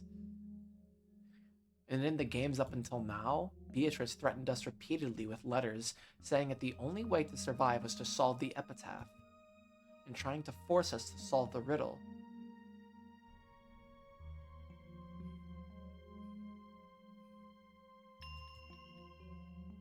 In other words, it was Beatrice's intention, her hope, that we would try solving the riddle of the epitaph. The epitaph's so confusing that, in most cases, the relatives never seriously tried solving it until the threatening letters started to arrive. That's why Beatrice fired the starting pistol that made us take a go at it. Why is Beatrice carrying out grandfather's will after his death? Like a theory proposed in the first game, is Beatrice really grandfather's confidant? Who's following his orders even after his death and trying to select the successor with the riddle and the epitaph in grandfather's stead? If she did that, it would mean Beatrice really was Kinzo's trusted underling. The family alchemist she claimed to be in that letter. It's so weird that that's like the only time she's ever referred to as an alchemist. Not as a witch, but as an alchemist.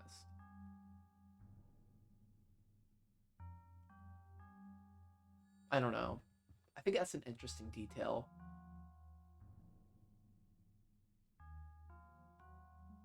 I mean, maybe it's mentioned a few other times that like she's referred to as the family alchemist, but it happens the most in those letters.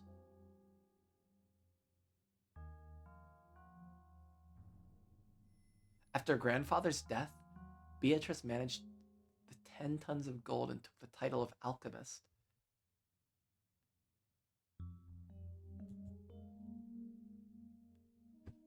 She was entrusting with the epitaph's riddle without ever embezzling the gold. She waited for a human fitting to be the successor to appear and solve it. And if the human didn't appear within a set time limit, would that be game over? Certainly Aunt Ava, who solved the riddle the third game, became the only survivor and automatically the head of the Yoshiramiya family, inheriting everything. Yeah, sure. Hiking sounds fun.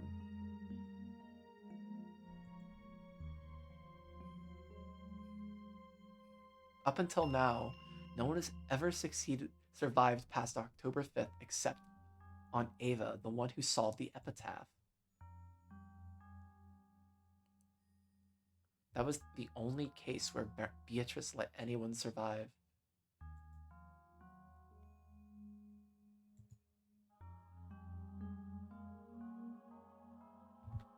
Is Beatrice's loyalty to grandfather the thing that drove her?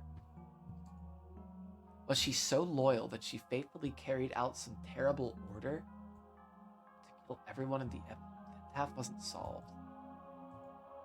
I must not stop thinking. Don't stop thinking. Don't just think of the riddle itself. Think about why it's significant. Why is Beatrice telling us to solve the epitaph? Why is she making us solve such a confusing epitaph?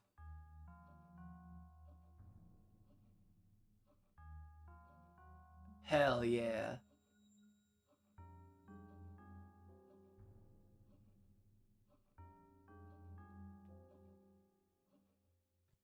Dodge and weave.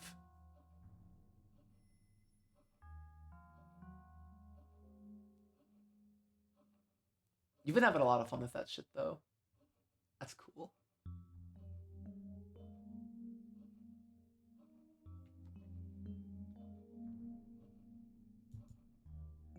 If Beatrice makes us try to solve this epitaph, we have no chance of solving it. Oh gosh. I used to do Taekwondo, actually. When I was a kid. Fuck yeah.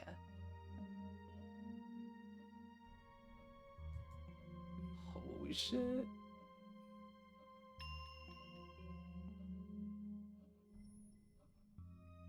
And by some lucky chance, a miracle occurs and someone is able to solve it. I feel like it's like the go-to martial art. Not really karate, like fucking Taekwondo. What significance would that have to her? Wait, I just had a fucking realization. We're talking about like 6 characters, like 6 people's sacrifices 6 years ago when Battler committed his original sin. What the fuck is going on? What's up with the number 6 in this game? I never even connected any of this shit to the Battler original sin.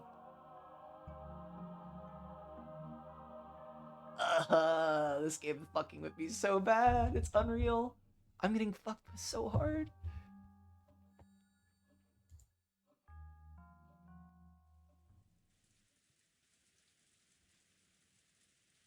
Anyway, until we figured out the first Twilight, we'll have to give up on the rest. We tried looking at it from several different angles, but in the end, we got stuck there and made no further advances.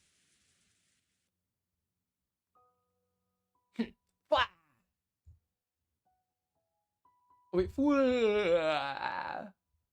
Maria let out an extra large yawn. This caused several other people to yawn. We'd been using our heads so much that everyone had gotten a little sleepy. Jessica, who'd been silent and irritated the whole time, quickly stood up. I'm going upstairs with Maria. We'll watch TV or something. Okay. I'll go up too. Hey, why don't we all play cards upstairs?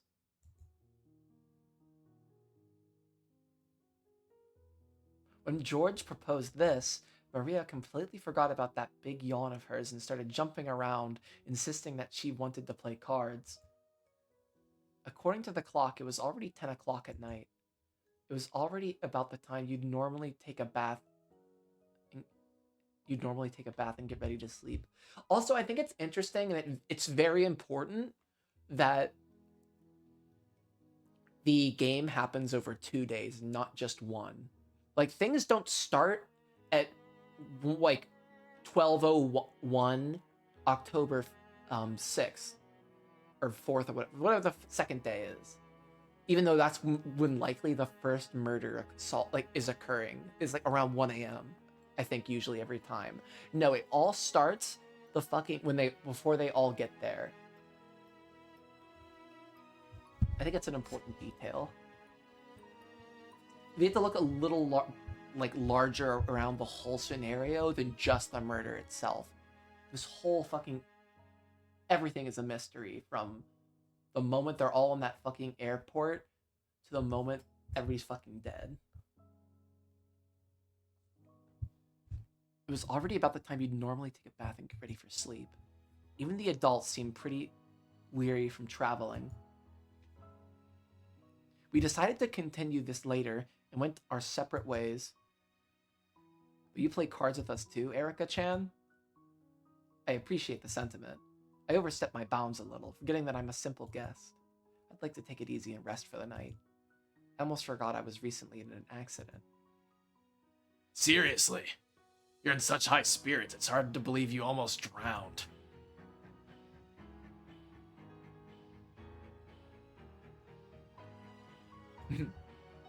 That's you for you. Still, I enjoyed it. I think we've taken a big step in our reasoning thanks to you. If I find the gold, I'll let you have about 1,000,000 yen worth. Wahahaha! Can't you at least offer the poor girl 100 million? No need to bother. I'm only interested in solving the riddle. Well then, if you'll excuse me. Good night. Yeah, night. Oh, you aren't going upstairs, Battler-kun? Getting a bit interested. I'll think things through here just a bit longer. If I can just figure out the list of characters that marks the first twilight, I bet the road before me will open up all at once.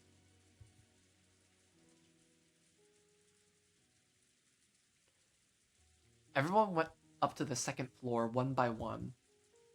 Only Aunt Rosa remained behind, cleaning up the coffee cups everyone had been drinking out of.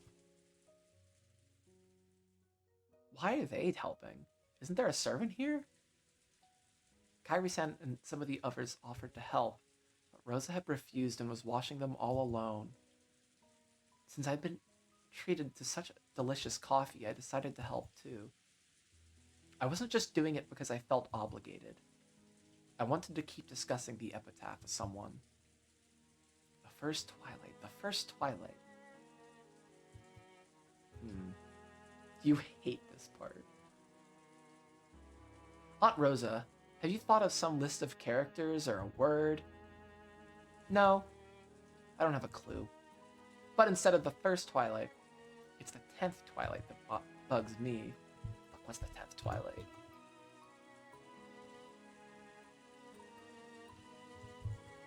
On the 10th twilight at Journey's End, you will attain the power of the Golden Lands treasures once for the last time. The 10th twilight? What about it? Well, at the end here it says you'll receive the Golden Lands 4 treasures once and for the last time, right? Yeah, it does. Why does it mention that you're reaching the Golden Land just once and say it's for the last time? It's almost though he's repeating the same thing twice.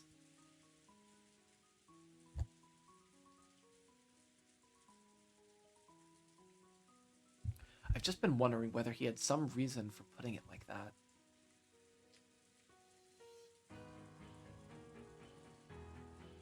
You're right. This fucking song is pumping me though. Pumping me? Pumping me up. Oh my god. You're right. Like you said, there's got to be a more straightforward way of saying that. That line should have been a key part of the riddle, where you wouldn't expect the writer to waste words needlessly. Could it have been done for some special purpose? Ellipses? Still, you and that Erika-chan girl are incredible. Your minds really are flexible. I'm already an old lady, and my brain just doesn't work that fast. Yeah, Rosa, it's called neuroplasticity. That theory about the 6 chosen by the key signifying 6 characters to be removed was very impressive, but also she could solve it by herself. So I don't even know why the fuck she's saying any of this. After hearing that, I can't see it as being any other way. But before then, I didn't think it was like that at all. So how the fuck did she solve it? I'm feeling let down by my own dull mind. That's not true. You've got a flexible mind yourself, Aunt Rosa. This last time thing might really be important somewhere down the line. Oh, we love yawning.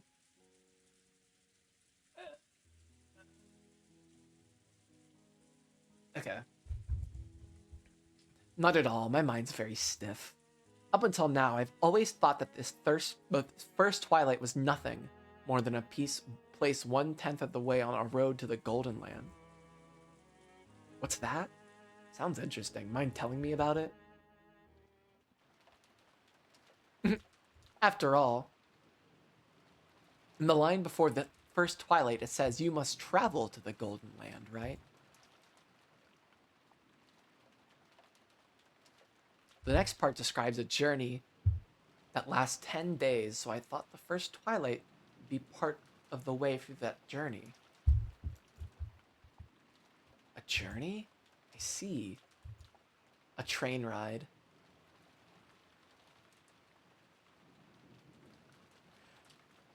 What if the Golden Land is actually the fucking train ride Kinzo has to take to get to McDonald's? It's the fucking Golden Arches. The 2 who are close are actually like fucking the mayor and the fucking Hamburglar or some shit.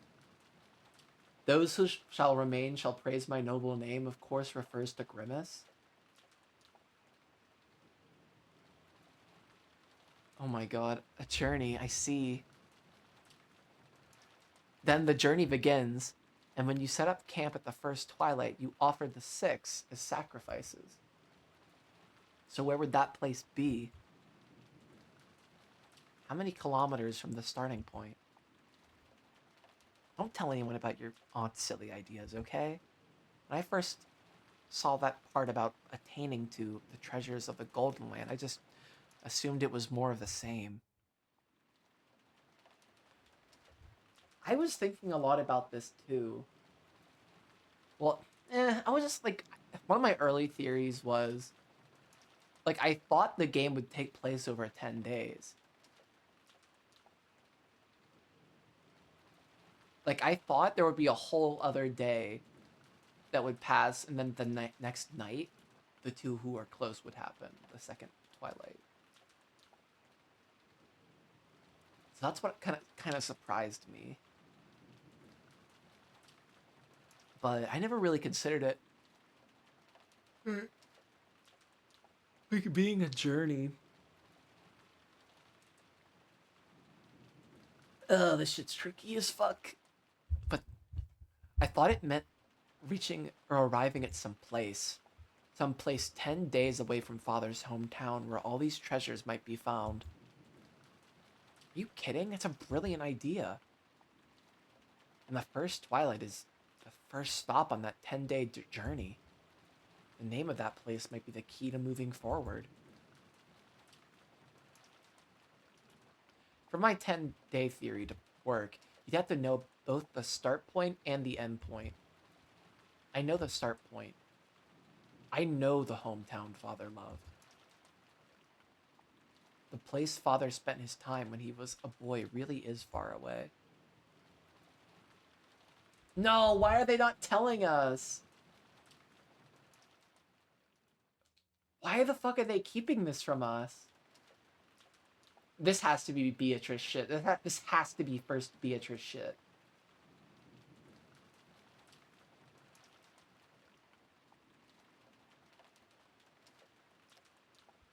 But the problem is the goal. The Golden Land. What does that really mean? If we don't know that, my theory gets us nowhere. I've been stuck at this spot for a long time.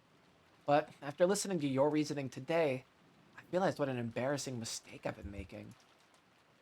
No, I think it's still an interesting idea. A start and a goal, a 10-day journey. And the place reached the very first Twilight.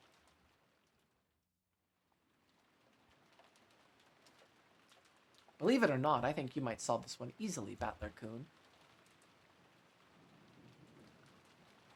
If you do solve it with your aunt's hint, share some with me. Even 5% would be great. It's a promise. 8th note.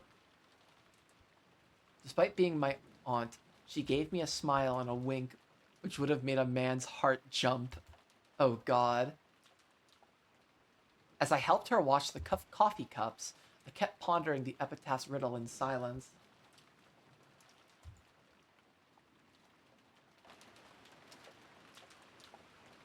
Yeah, the MILF Rosa was a little odd. I don't know why he was reading it like that.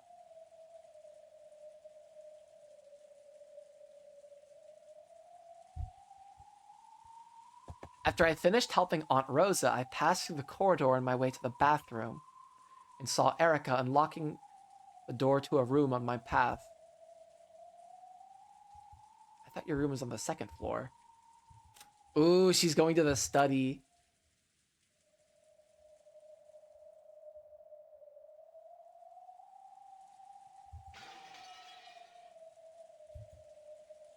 Because the study's on this floor. Figured you'd gone upstairs and fallen asleep by now. I was just searching for something. Thought it might be here. Oh, I gave her fucking burn voice. Maybe I should read her in burn voice, actually. Yeah. Searching for someone? Like, maybe just like a slightly more up burn voice. Erika unlocked the door and opened it. A dusty smell drifted out.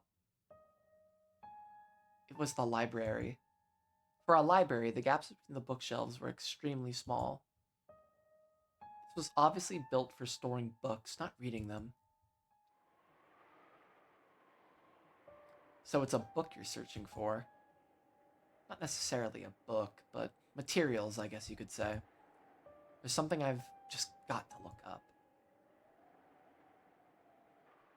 You're looking for something to do with the epitaph's riddle? Pretty impressive that you haven't given up yet. Is the 20 billion yen that exciting? I hadn't given up either. Apparently being stubborn is something we both share. Of course not. I'm only interested in solving puzzles. I searched for the gold only to prove my reasoning's correct. Even if I found it, I wouldn't pocket it for myself, so I have no fears on that score. She immediately cast my comment aside, saying that she just liked solving riddles and had no interest in all the gold. I thought she was pretty weird from the start, but it looks like that impression was spot on. Erika slowly circled the bookshelves, searching for the book she was after. I'm also trying to solve the epitaph right now. Oh yeah, just a second ago I heard something interesting from Aunt Rosa, which might give us a hint about the first Twilight. Let me hear it. Erika asked this without stopping her search, or even turning to face me. In the line before the first twilight, it says that the one who obtains the key must do so and so.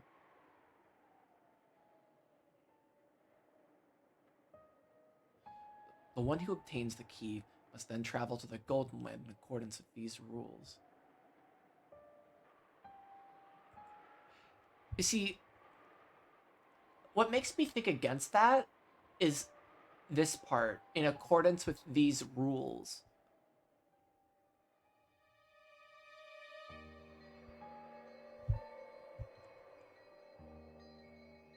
Like, in accordance to doesn't really match the idea of traveling to me. Whoa.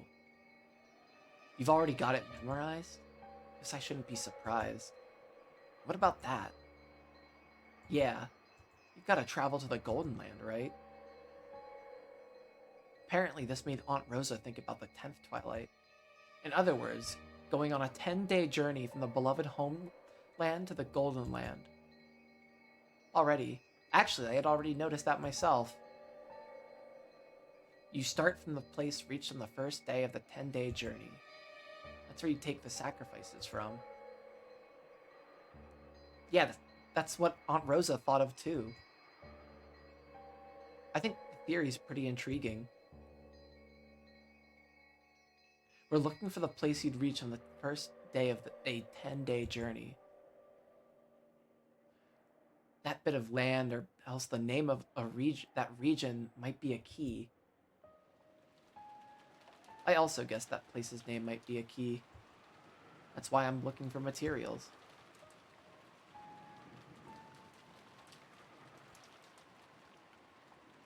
I want to turn my guess into certainty. Just what are you looking for?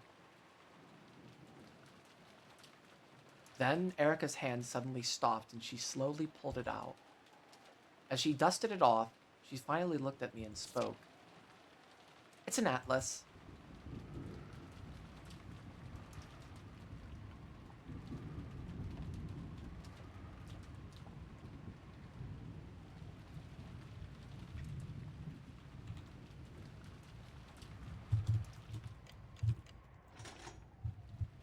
Alright, it is now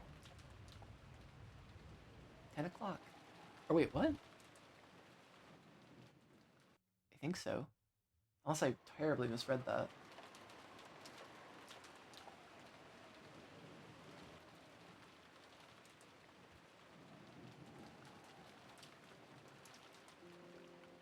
It seems we've managed to make it through the first day. Natsui could be seen in the study. When she muttered as though to herself, gold butterflies appeared and formed the shape of a person. We mustn't let our guards down. I can imagine we'll last through tomorrow if we simply sit around here. So, as I suspected, simply saying father's in a bad mood and refuses to come out won't be enough to deceive them completely. Indeed, it seems last year left them quite suspicious. Because of that, the toxin is expanded and coiling itself around this study, growing ever tighter. I imagine it goes beyond mere suspicions raised last year. That's right. The toxin has grown too thick to be explained away by that alone. Someone must have suspected Kinzo-sama's death since last year and is strongly intent on exposing that secret at this year's family conference. Does that mean we didn't have them fully deceived even a year ago? Unfortunately, it's probably best to assume that, given our current situation. So this is Goda, not Goda, Genji. Holy fuck. This is Genji, Kumasawa, and Beatrice. Like human Beatrice. Well, not human Beatrice. Imaginary Beatrice, I think. Or maybe actually real fucking Beatrice, if you think about it.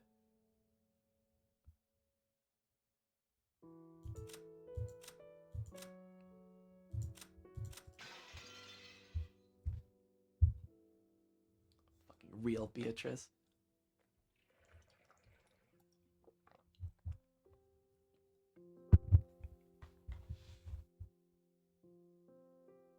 And the boat will not come for them until the day after.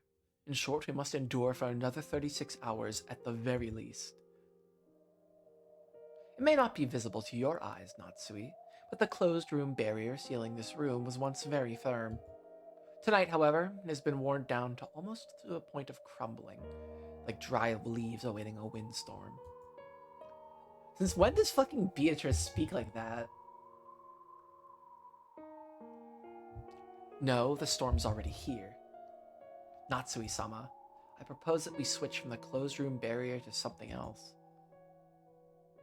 What do you mean by that? Are you suggesting we change our plan? That is correct.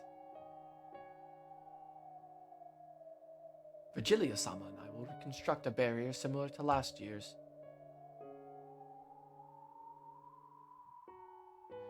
In other words, we'll take Kinzo out of the study and have him tightrope walk from shadow to shadow where the toxin can't reach just like last year.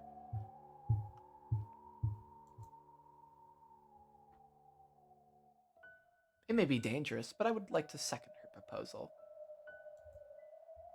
Is this a joke? Do you truly intend to change the plan this far in?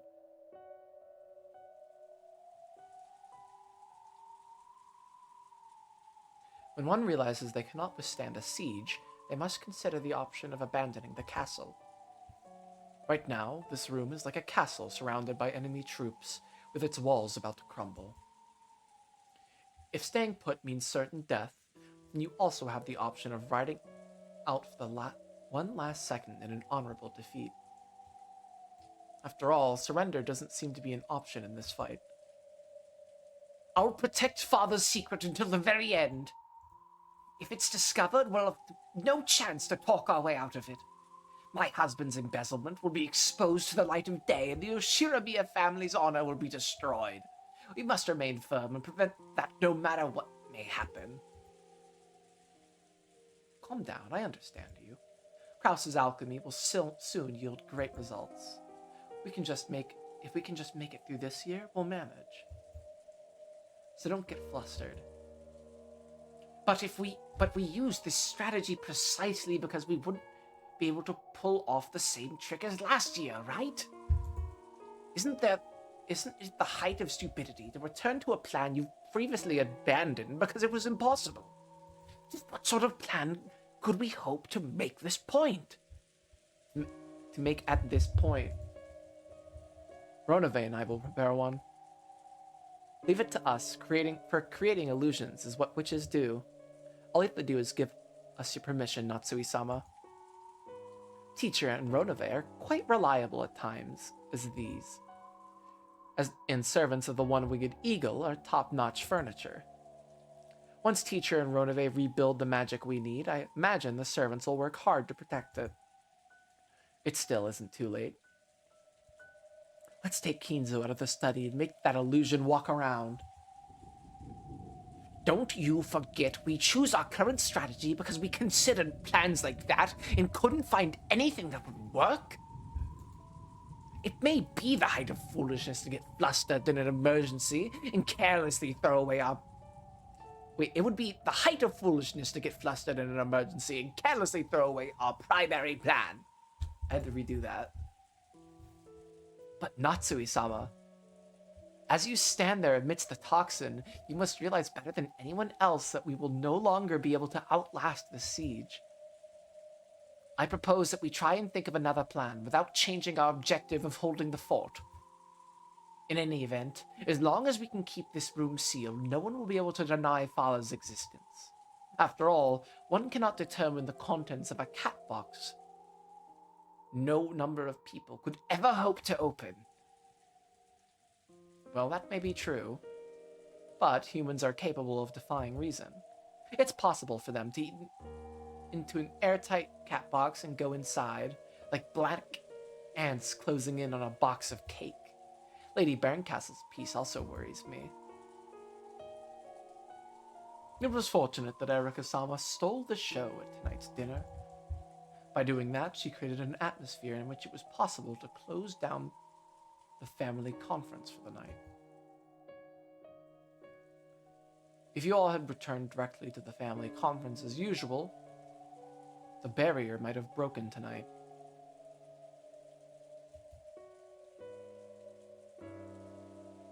However, it also made the toxin grow even thicker. After it thickens all night, it might manage to penetrate the closed room barrier with ease. Whether we continue to hold down the fort or not, we will not make it through tomorrow unless we prepare a new strategy and a new barrier. Barriers are a really consistent theme in this game. Like, Kuadorian is surrounded by a barrier. Like, the doorknobs are barriers. Like, the idea of closed rooms in general. It's like a very reoccurring motif.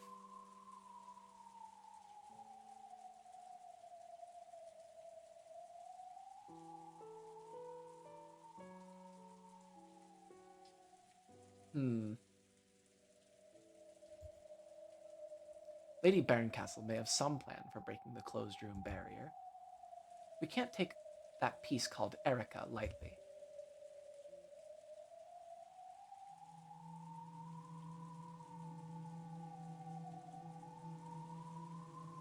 Come to think of it, that man who mentioned taking revenge for the events of 19 years ago might also be a piece of Lady Barncastle's.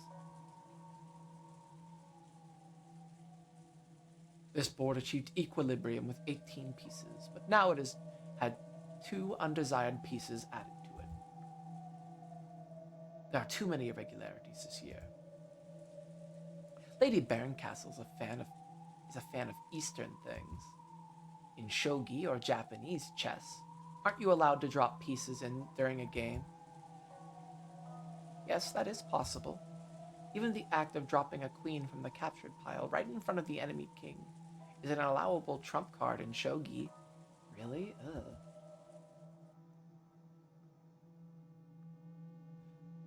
What is like this weird poop filter Natsui has?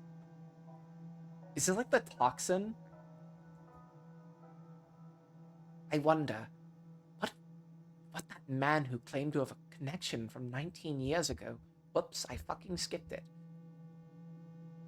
I wonder what that man who claimed to have a connection from 19 years ago is doing now.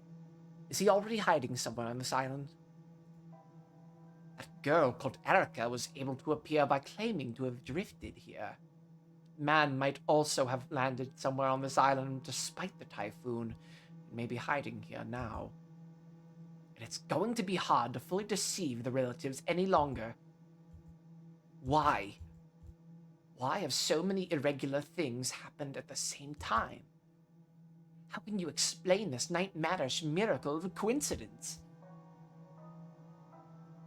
Natsui slammed her desk hard, held her hand, and cringed at the pain from her overwhelming headache. Lady Barncastle controls miracles. There's no point in being surprised at irregularities or miracles when she's around.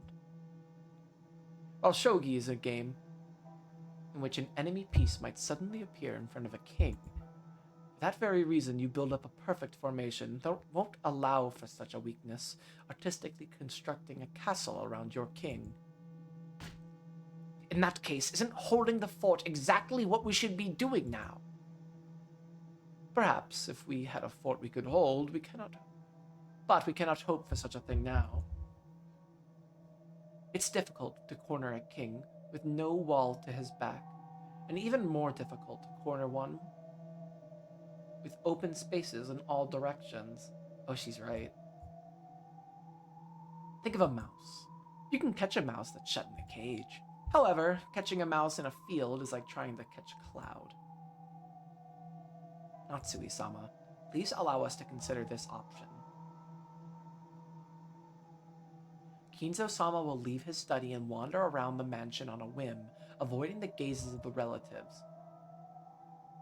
We will think of a natural-seeming plan for this by morning. Don't you see the danger? If we're willing to consider such a dangerous option, wouldn't it be better to continue acting as though Father's in his room and in a bad mood? Tomorrow, the relatives will crowd around the study once again. They'll be right on the other side of that single door.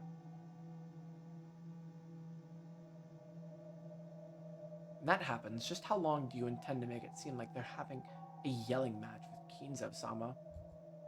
It's impossible. And we must find some way to postpone that impossibility for 36 hours. If you tell me to do it, I will. I am Ushiramiya Natsui, the wife of the Ushiramiya family head, Kraus. If you tell me to do that, I will act out a shouting match with father for as many days as it takes. Ah.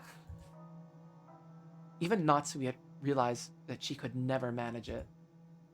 But she no longer saw any chance of victory from a plan that involved an illusion of Kinzo walking around. This is so fucking Beatrice's Natsui coded. Because this could reflect, like, what's going on here, which is, like, keeping the magic alive.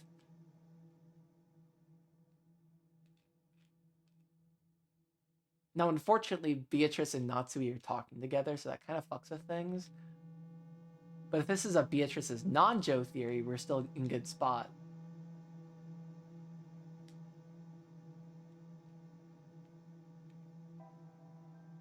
Like, maybe not, like, non-Jo at the end of... Maybe non-Jo at the end of episode fucking 3 just looked himself in the mirror and shot himself. And that fucking completes the fucking red truth. I don't fucking know, because it said the person looked him in the eyes, so maybe he looked himself in the eyes and shot himself. And then Ava just fucking killed Battler.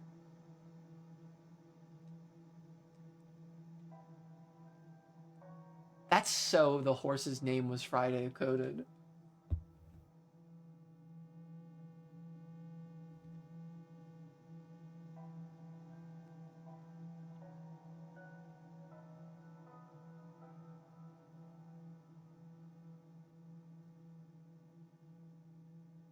I don't think he's broken the blue web, or the red truth, the red web yet. Unless he did it at the end of, episode 4. I don't really remember. It's been a couple weeks since then. She no longer saw any chance of victory from a plan that involved an illusion of Kinzo walking around. Okay. Banging on the desk several times with tears of rage streaming down her face, Natsui alternated between groaning from her headache and placing the blame on one thing or another. It made one feel that there must be some curse that made anyone who sat in that chair act that way.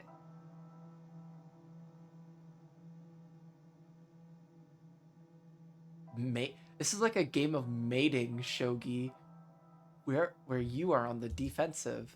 In mating, Shogi, the opponent has no king, and you have no way of winning other than avoiding a checkmate for a predetermined number of moves. And to think that I must be pregnant for a whole day and a half's worth of moves. It's just too many. Kinzo Empreg. Stop thinking. Don't give up.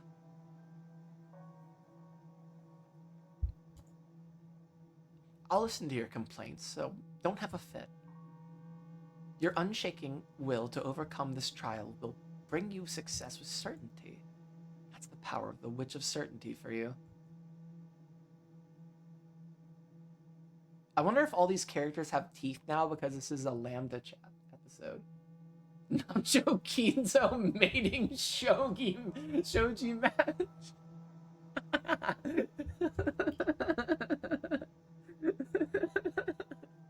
Oh, that's fucking good.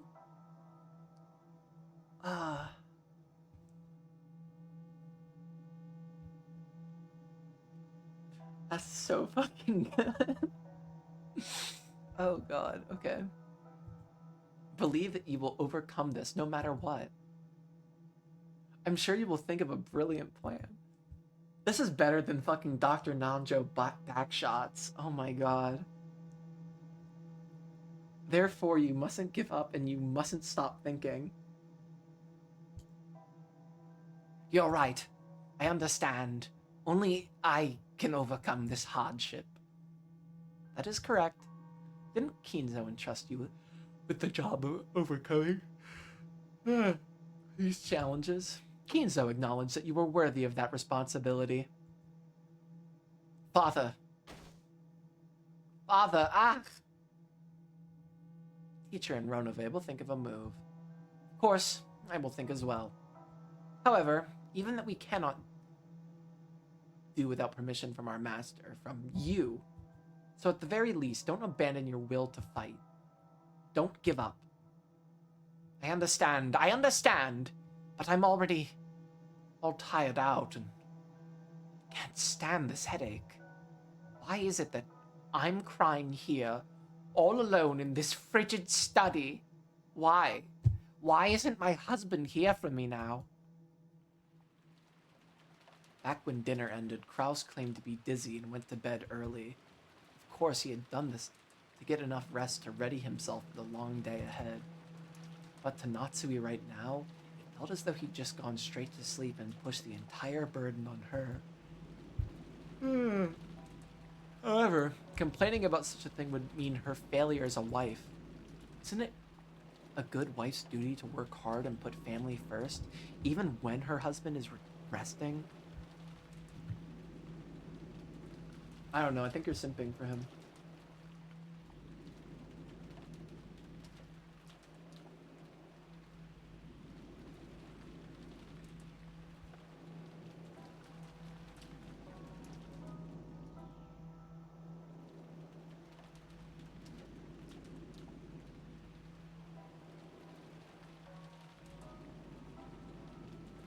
Oh, yeah, I had that theory. I remember thinking the same thing at that time. I'm pretty sure I did. Oh, yeah, guys, I totally believe that was totally me.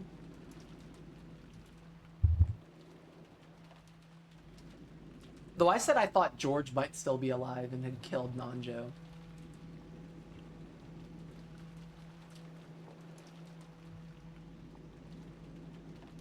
Though now I want to believe that it's the same person in every episode. And that it's Beatrice. But it's not magic. Kill George! Ushiramiya!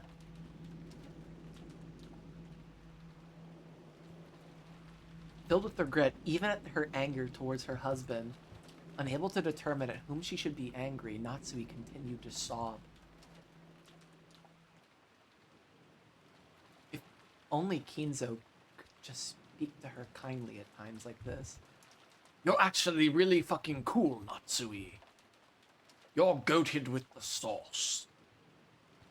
Beato searched for him, but Kinzo had been nowhere to be seen in the study for some time now.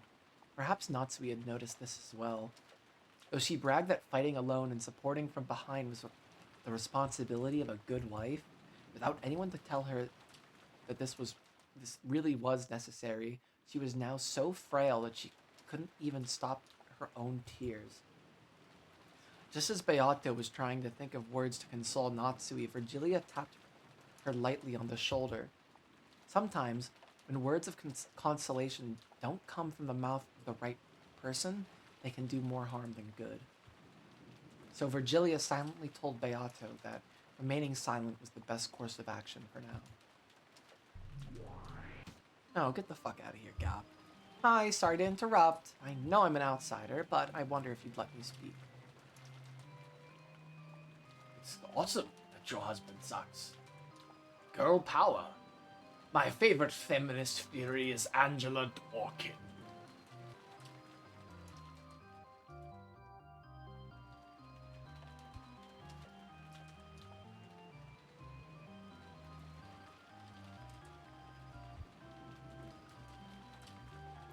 Gap, please restrain yourself for the time being. No, in this room, there's no distinction between outsiders, guests, and the rest of us. That is fair. You may speak. Thank you. Bonove said it himself a while ago. This is a mating shogi with you on defensive. How do you lose in mating shogi? It's when your king is checkmated, right? It goes without saying. The opponent has no king. Therefore, all Matsui can do is make her king run away constantly. I see. So you're thinking of that move. Has that time already come? What do you mean? Do you mean there's some sort of move remaining to us? It's what you proposed in the very beginning, about how to hide Goldsmith's death. I'm trying to say the time's come for us to use that.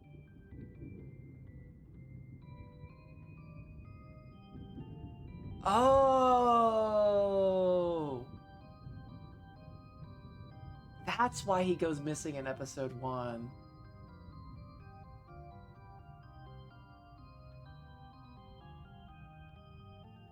Oh!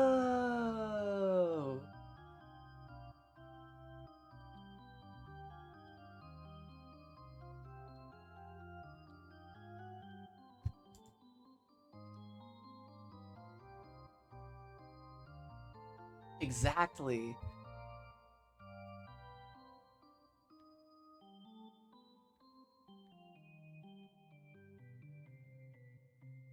She did suspect. You mean having him go missing? You mean to make that move right now during the family conference? That's too dangerous. That sounds like something fucking Kumasawa would say. Oh my god, they thought of everything with this game. Once they'd successfully resolved all of their problems, they would have to lay Kinzo to rest. And the best way to do that was to make him disappear. One day, Kinzo would go out into the forest and never return. They wouldn't be able to find him no matter how much they searched, so that he would be declared missing. You said it yourself a second ago, Riche. You can't touch a mouse that's escaped into a field. And you can't catch a goldsmith who's disappeared into the forest. You plan for us to talk our way out of this like that? To use such a move now when the suspicion against us is greatest would be no better than committing suicide. Oh, they will probably suspect it. Okay, so the only thing is, and the only issue is that we saw Kumasawa and Goda go to the guest house.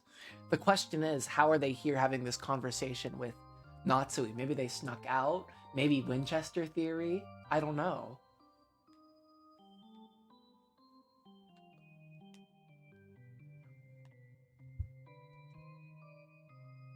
Oh, they will probably suspect it. Such a move will most certainly lead to mistrust. However, if they were to set foot in this study, they would find nothing to aid them. They also could just be illusions, that is true.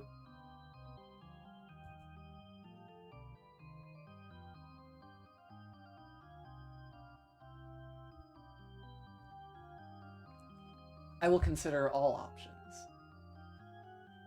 It would never again be possible for them to keep Kinzo-sama pinned down. And no matter how much they suspected his death, they would be unable to prove it. Forget about a mere 36 hours. You'd be able to protect Kinzo's secret forever that way, right? Of course, we'll also have to bear an appropriate risk. If you make that move, you may be able to overcome this particular challenge. But we cannot even guess at how much prestige you might lose for it. Even so, it's a move that will most certainly overcome our current challenge. Of course, you'll then have to face an even greater suspicion, but you won't die.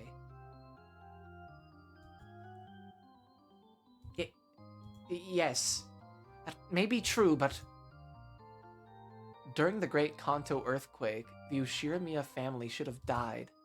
However, the mad genius goldsmith revived it so splendidly. Oh god. I really don't like that allegory. How it connects to Kinzo and oh my god. What if Battler's the only one alive at the end? Oh, this is Kinzo glaze. That it's now something you desire to protect. So this time, it is up to you and your husband, the new head and his wife, to do the same. I'm so mad we don't know about Kinzo's wife either. You think they'd mention her more? She's their fucking mom. Why don't we know anything about fucking... We don't even know her name. If I go this whole game without finding out who their fucking... Like, knowing what their mom looks like, I'm gonna be so fucking pissed. Or that she might actually be Kumasawa.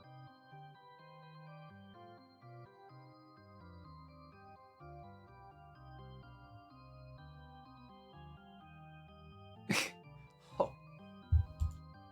Is that how you intend to stir her up? I'm not stirring her up. I'm just asking if she's prepared to be the wife of the head. Are you prepared to protect the Ushirimiya family, even if you end up getting dragged through the dirt to do it? I am prepared. Then now is the time. If you can survive by being dragged through the dirt, then crawl with all your might. You'll inch your way through this world of suffering, and eventually you'll restore that glory. Gap, the 33rd in rank, promise you this. Gap? The fact I came into play at this time, at a time like this, must be a sign from the gods of happenstance. I'll keep this promise, Ushirimiya Natsui. I'll require nothing in return.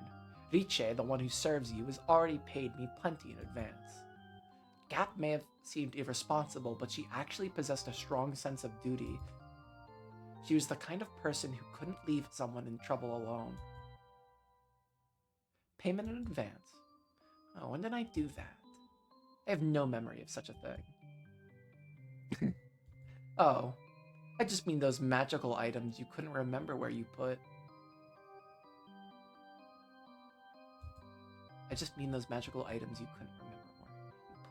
I made off with quite a few of them. What? That was your doing after all. Give them back! Give back my illusionary silver crystal and moonstick! I still haven't played around by sticking them together yet. Is that a Sailor Moon reference?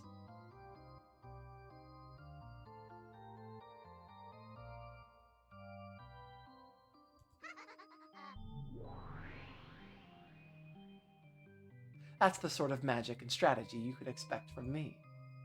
I can hide Goldsmith away in a world where no one will be able to find him. Let me know the instant you need that magic.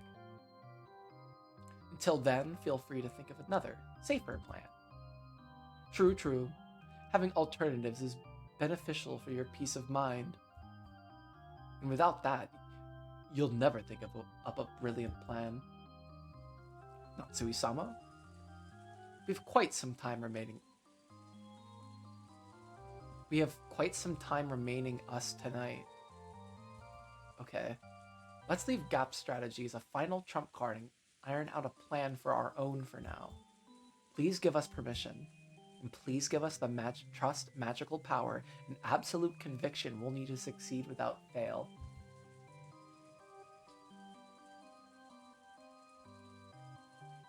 New character coming up? If you have faith, I will make your dreams come true. If you succumb to doubt, then I will make those nightmares come true. You must build your own future.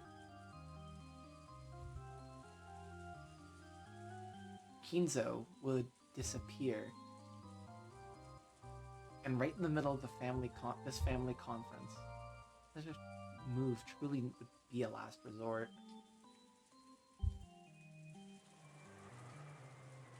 Burying this final trump card in her heart, Natsui decided that she would grope around for a different plan until the last second. After all, this long night has only just begun. Baron Castle and her piece had just as long to prepare as Natsui did.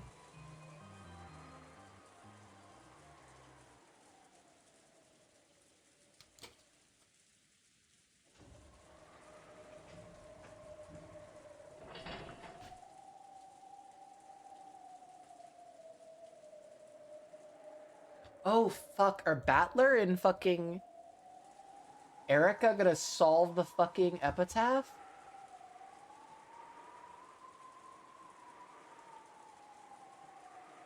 What if gouge means dig?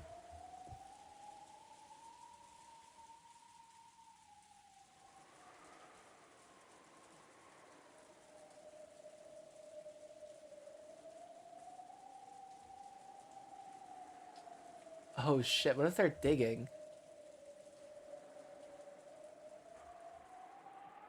Gouge the foot and kill. That completes it. I see, so that's what gouge meant. Once again, my reasoning was correct. Wow. Start digging in your butt, twin. 1984. It's so fucked up. The feel of this time was clearly different from the previous times, as though some sort of device had activated. However, as far as a quick glance could tell, there was no dramatic change, such as an entrance or some form of opening.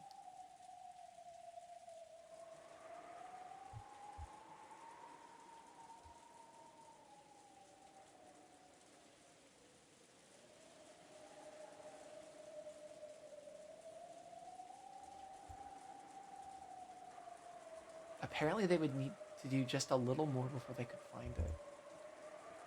You're incredible. If we really do find the gold, we'll have to split it together. I wonder if Kinzo did the same thing with the original Beatrice. Enjoying the intellectual stimulation is enough for me. The only thing I like solving is riddles. The only thing I like is solving riddles. The only reward I need is proof that I was right. She shrugged it off, implying that just seeing the gold would be enough. Then she crouched down, peering fixedly at the lock mechanism. It's definitely no mistake to say this girl really does love solving riddles. For her, treasure hunting is all about the delicious process of exposing secrets. So she has no interest whatsoever in getting the treasure for herself and becoming a billionaire. I see. Pretty cocky of you setting up a device like this. The mistake you all made was letting me on this island in the first place.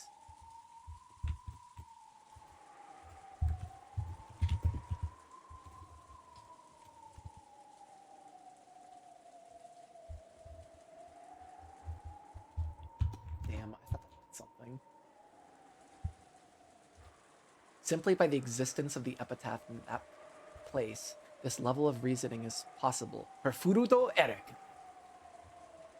What do you think, everyone? As she said to this now exposed contraption, she grinned. What the fuck is this?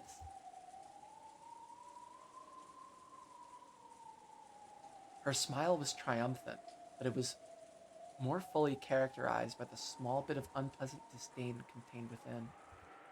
After solving the riddle, she was probably reveling in the pleasure of having won against the one who had proposed it, and she enjoyed her ability to scoff at this person now.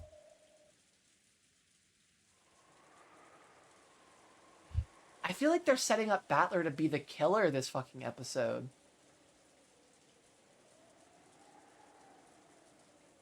In a way.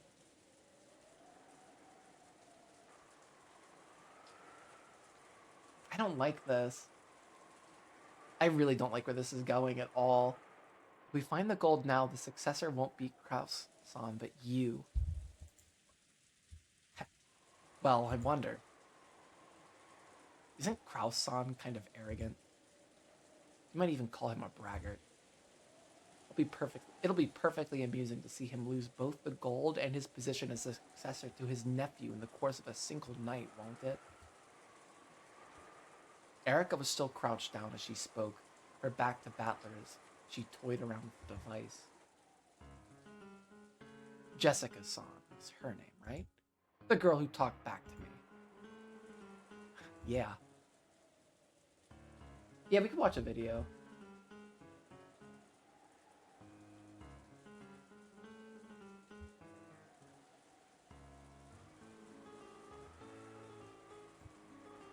it.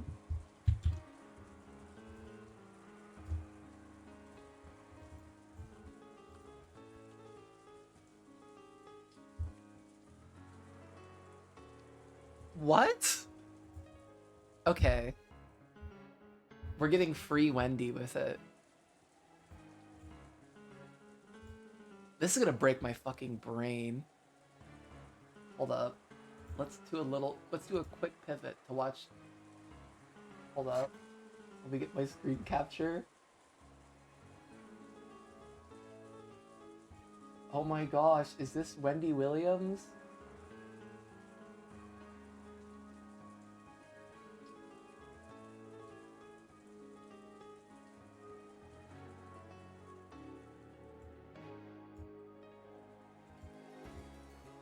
Wait, fuck. No, Halloween's not my favorite thing because I always feel as though that's a free pass for the killer. Don't let the killer get you. Like Halloween, I think it's for ghouls and goblins and for the killer in disguise to choke I you love that. out. Regular scarves have the ends where the killer can come and just finish you off. I don't want to play music in the shower because I want to hear if the killer is coming. Don't you keep a bat from Yankee Stadium in your night table drawer? They're so convenient. This is so fucking Wendy One Williams. time with the killer. I've been aware of the killer since birth. Now, I hear that you think people are always going to come and get you. No, the killer. And well, what was she doing in the stairwell? Because that's where the killer is. And now we live in North Jersey. Where? But you're in Hasbro. Well, the killer. You know, I believe in a lot of things, including the killer. You never know who you can meet online. The killer. Who's He's the killer? He's Who's the killer? The killer is everywhere. He sounds like he's the killer. The killer is on. Who the fuck is the killer?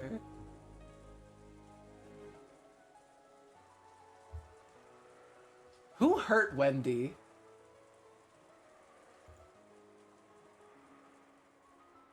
On that note, let's go back to the game. Which I think I need to click.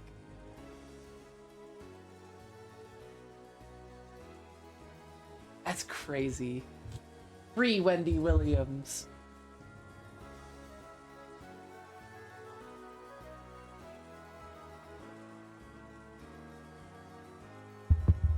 We are the killer! We keep the flame! Fuck yeah.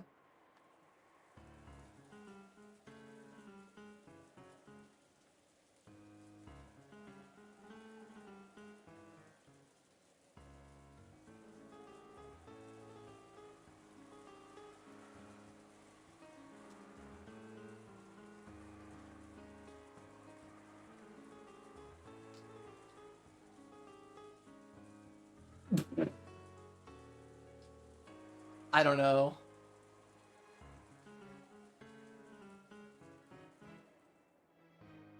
Oh, by Twitch. Yeah, that I... Do you want to, like, DM it to me? And then I'll just, like, make a freaking judicious call. Okay. When she wakes up tomorrow... She really was acting big about her father being the successor. When she wakes up tomorrow and learns that you've inherited all the gold...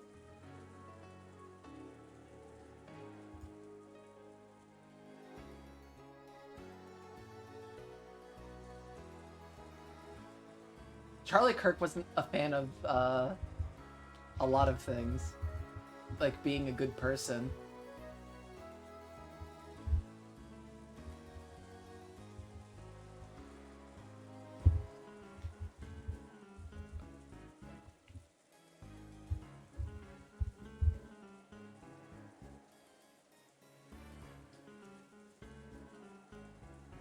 I wonder what kind of expression she'll have on her face.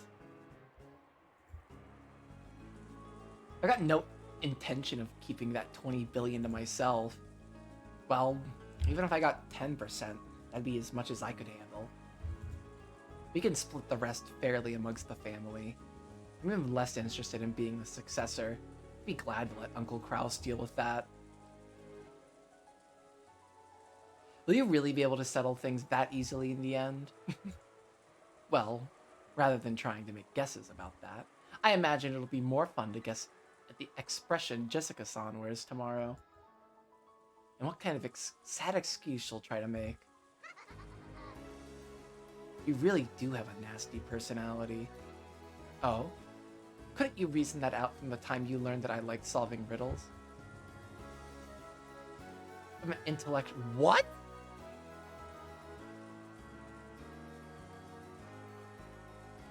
That is a way to describe yourself.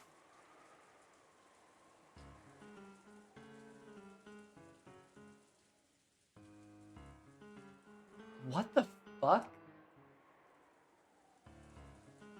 Who enjoys exposing things people try to hide? Get it? I was a little caught aback by that.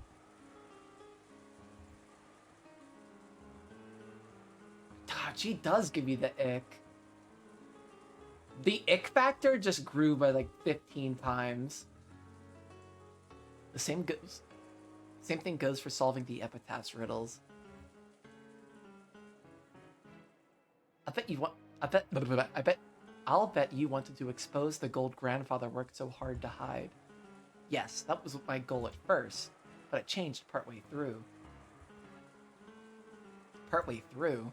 Changed to what? I mean, Jessica-san. She butted in on my reasoning, contaminating that pure and noble time. Ever since then, I've been trying to solve the epitaph so I could teach that Jessica a lesson. Are you serious? I'll make all of my opponents surrender, no matter who they are. That is my sole pleasure. Do you still need me to reason it out for you? Ushiramiya Jessica irritated me. Oh my god, that face is so terrifying. That's why I wanted to put her in her place and decided to solve the epitaph. That's what led her to the emotions I hold now. Can you reason out what those emotions are? This time, I turned my back on her in earnest. Did I get a bit too excited by this riddle-solving game, letting her drive me on and do something terrible? That's right. It should have been possible to reason this out. If the riddle is solved, the relatives will probably freak out about who the successor should be. Dad and some of the others will probably push for me, the discoverer, to be the successor, and some of the relatives not thrilled with that prospect will probably oppose them. Despite how adamantly Erika affirmed it, it isn't written anywhere that the one who solves the riddle of the epitaph becomes the successor. Because of this, it'll lead to a fight between those who acknowledge that theory and those who don't. If I reason out what'll happen next, as Erika did, it'll probably lead to a messy fight between Uncle Kraus and the rest of the relatives. Now that I've solved the riddle, will Jessica admire me or curse me? I don't want to think about that now. Erika was still mumbling. Apparently, she had already started trying to reason it out. As I began to feel very bad, I vaguely gazed out into the black night.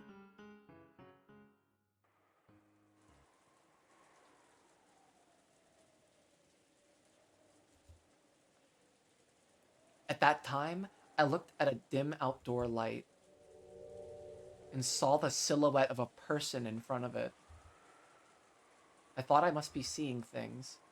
After all, it was unthinkable that someone could have been standing there this whole time, pounded upon by the rain without even an umbrella. However, the silhouette didn't move an inch. I'm freaking the fuck out right now, Eric, actually.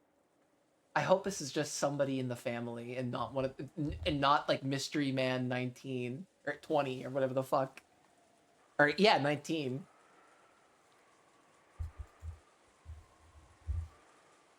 It's the killer.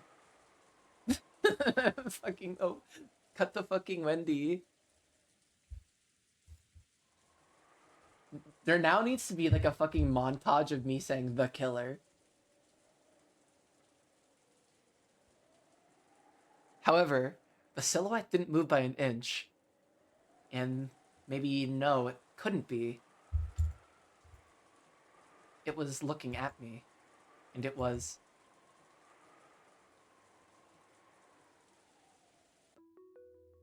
Get the fuck out of here. Get the fuck out of here. Get the fuck out of here, Kinzo.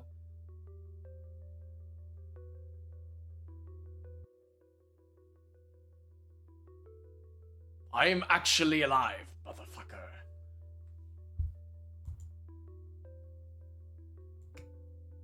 Grandfather? At that moment, I understood. Grandfather's probably been watching us solve the riddle this whole time, and he watched as we spectacularly solved the whole thing. Why does his cloak go under his tie?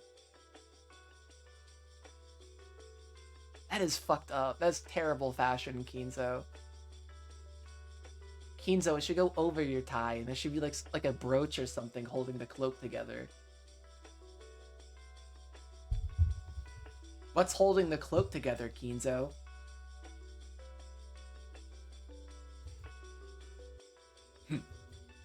Without a doubt, there was a faint smile on Grandfather's face. You're dead, shut the fuck up. Grandfather, who had never worn anything except moody and frightening expressions, looked me in the eye and smiled at me for the first time. Almost as though he was saying, how impudent. Or else, I never thought it would be you. However, this is still the result that Grandfather's epitaph chose, so I'm sure he accepted that result. In the end, he grinned one more time. Of course, he didn't use those words. He didn't use words. His smile seemed to be wordlessly saying, well done. I didn't know how I should respond. I couldn't do anything but stand there in shock, ignoring Erika as she crouched down, mumbling with her back towards me. Then, Grandfather stretched a hand out from the folds of his cloak and pointed at something. When I looked at that direction, there was the thing he was pointing at. It was probably the signpost to the Golden Land.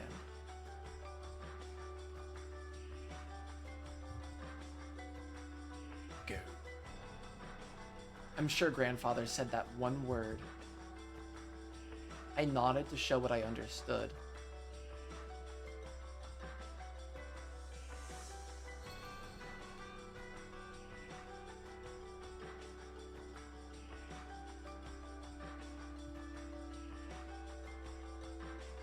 After watching that, Grandfather nodded back, satisfied.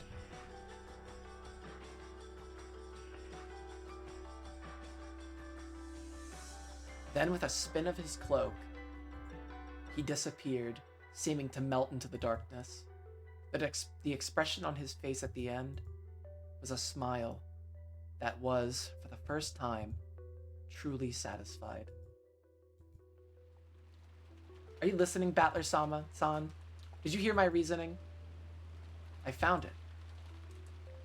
That's the signpost to the Golden Land. Huh? It's facing a different direction than it used to. I see. So it means go that way. You've got some pretty good powers of observation.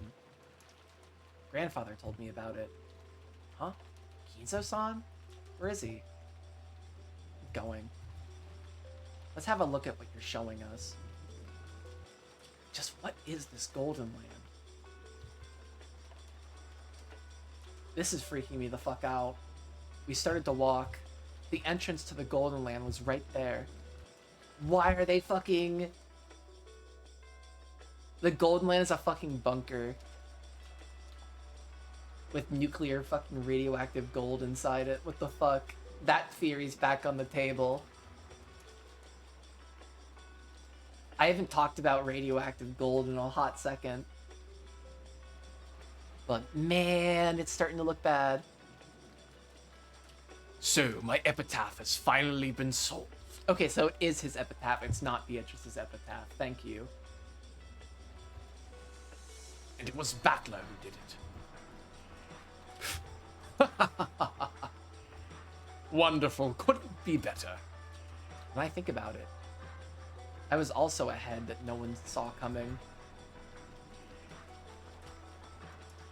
How amusing that the one to succeed me is just as surprising. Oh wait, that's Kinzo.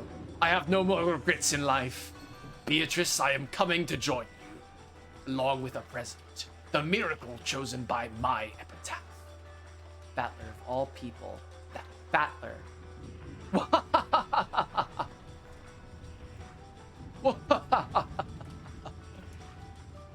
At the very, very end of my life, I have seen a true miracle. Beatrice, I've won this bet.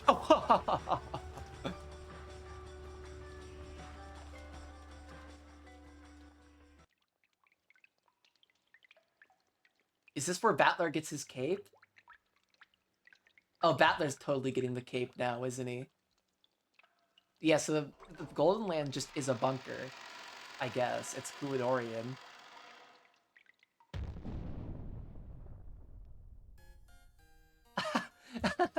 Yahoo! Yeah! Except for its non-corrosive properties, there's no practical way to turn gold into money. I imagine it'd take a lot of work to exchange all this for cash.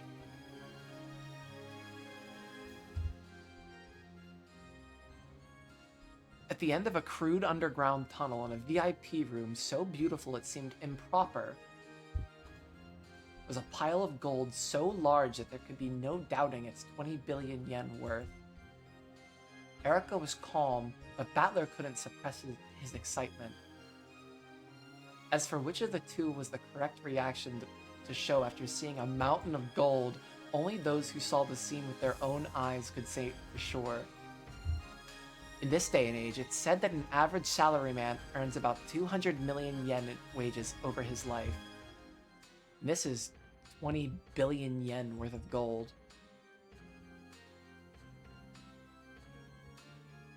Even with even 1/100th of this gold mountain, a single human could live their entire life without working.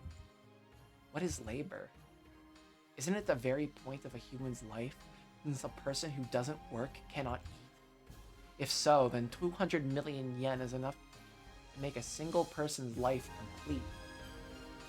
And this is 20 billion yen.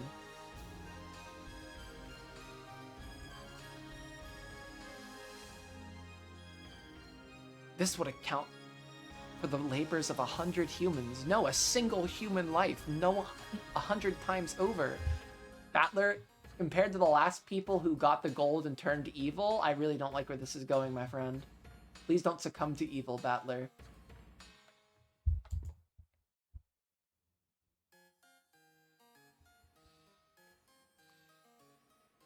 Of course, if you still wanted to work, you could.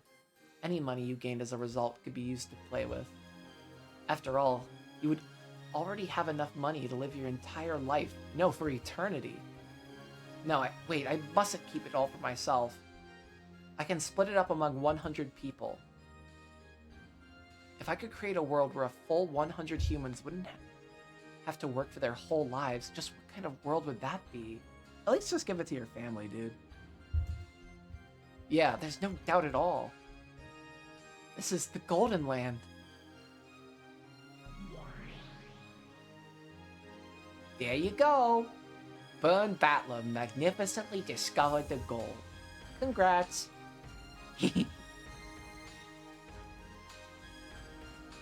I had her hide the more central parts of it, but what's wrong with being just a little mean, right? Yeah, fuck you, Lambda. Sure, do as much as you'd like. I'm not interested in the micro details of what kind of riddle it was or what kind of answer it had. The more important thing is that as a result, 10 tons of gold were discovered.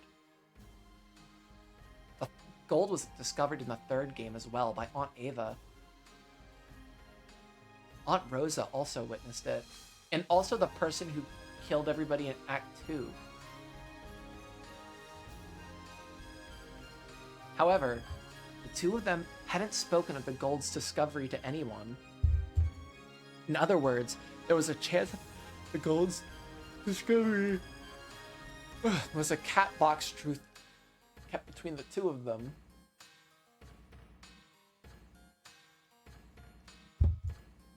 More specifically, it was possible for the gold that the gold didn't. It was possible that the gold didn't exist and was just an illusion. However, I have finally found it. The cat box has been opened. It'd be a waste of time to do that. Repeat it, game. So I'll give you a little bonus. This mountain of gold is real. Bona fide. All of the ingots piled up here are real, pure gold. There are absolutely no tricks, such as replicas or fakes. Okay, I got it. I'll accept that this gold exists. However, there are still some things I can't accept. Of course. You met with him, didn't you? Kinzo. Even though Kinzo's supposedly an illusion, you met with him just a second ago, right? I guess it really was magic, was it? Ridiculous. I didn't exchange any words with Grandfather. I only felt as though Grandfather and I had exchanged words. Give it a rest. The same move won't work again. In that case, your blue truth, if you please. I was probably in an excited state after solving the epitaph's riddle. Then I mistook something for Grandfather. For example, maybe there was some kind of sheet or cover that had gotten caught in a dark grove of trees, which looked like Grandfather wearing a pitch black coat. As a result, I mistakenly thought that I'd had some sort of conversation with Grandfather. Easy peasy. Blue truth valid. Well, I did say the exact same thing in blue. So, did it work? Where's your counter at the red truth? I have none. At least, not now, okay?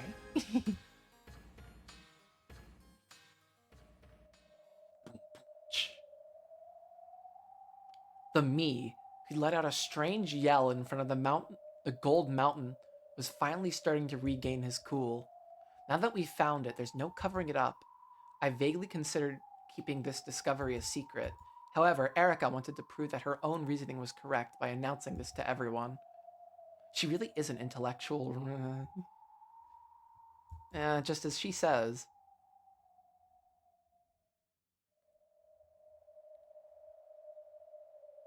No, never mind, I have said the word rape in this stream already.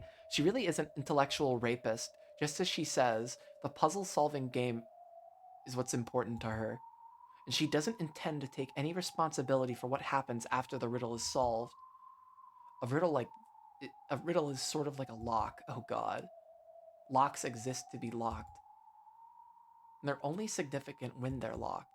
Therefore, it ought to be essential to have some goal in mind with exposing such a thing. However, to this girl, the act of exposing it is itself her final goal. She has no intention of taking responsibility for anything that happens later. Maybe the true storm to hit Rokonjima isn't the typhoon, but her. She won't keep this discovery secret, but she'll definitely announce it so she can brag about her success. I wonder if they find the gold in every fucking episode. And maybe that's what freaking actually gets the killing started.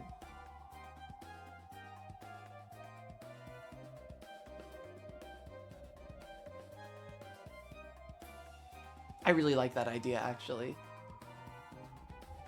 She'll definitely announce it so she can brag about her success. Then, she'll call a real storm down upon this island. I won't be able to keep this covered up. This song is funky. In that case, there's nothing to do but announce this fact fairly to all. I can't imagine what'll happen after that. As she grinned, Erika muttered to herself. She must have been anticipating the uproar that the relatives would soon bring about. To her, merely imagining that was far sweeter than 20 billion yen in gold. This shit's fucking going hard. Simply the existence of the epitaph in that place, this level of reasoning, is possible for Furudo Erika. What do you think, everyone? Ew. Alright, well that's where we're gonna pause for today.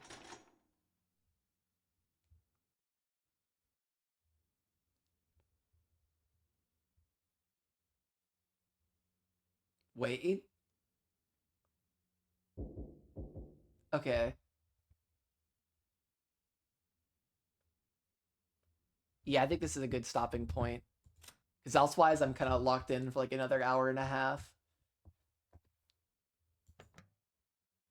And I want to get some good fucking sleep. Next stream will just be crazy. Oh my god, I love that. Good night. All right, I'll see you guys tomorrow because I am not busy. See ya.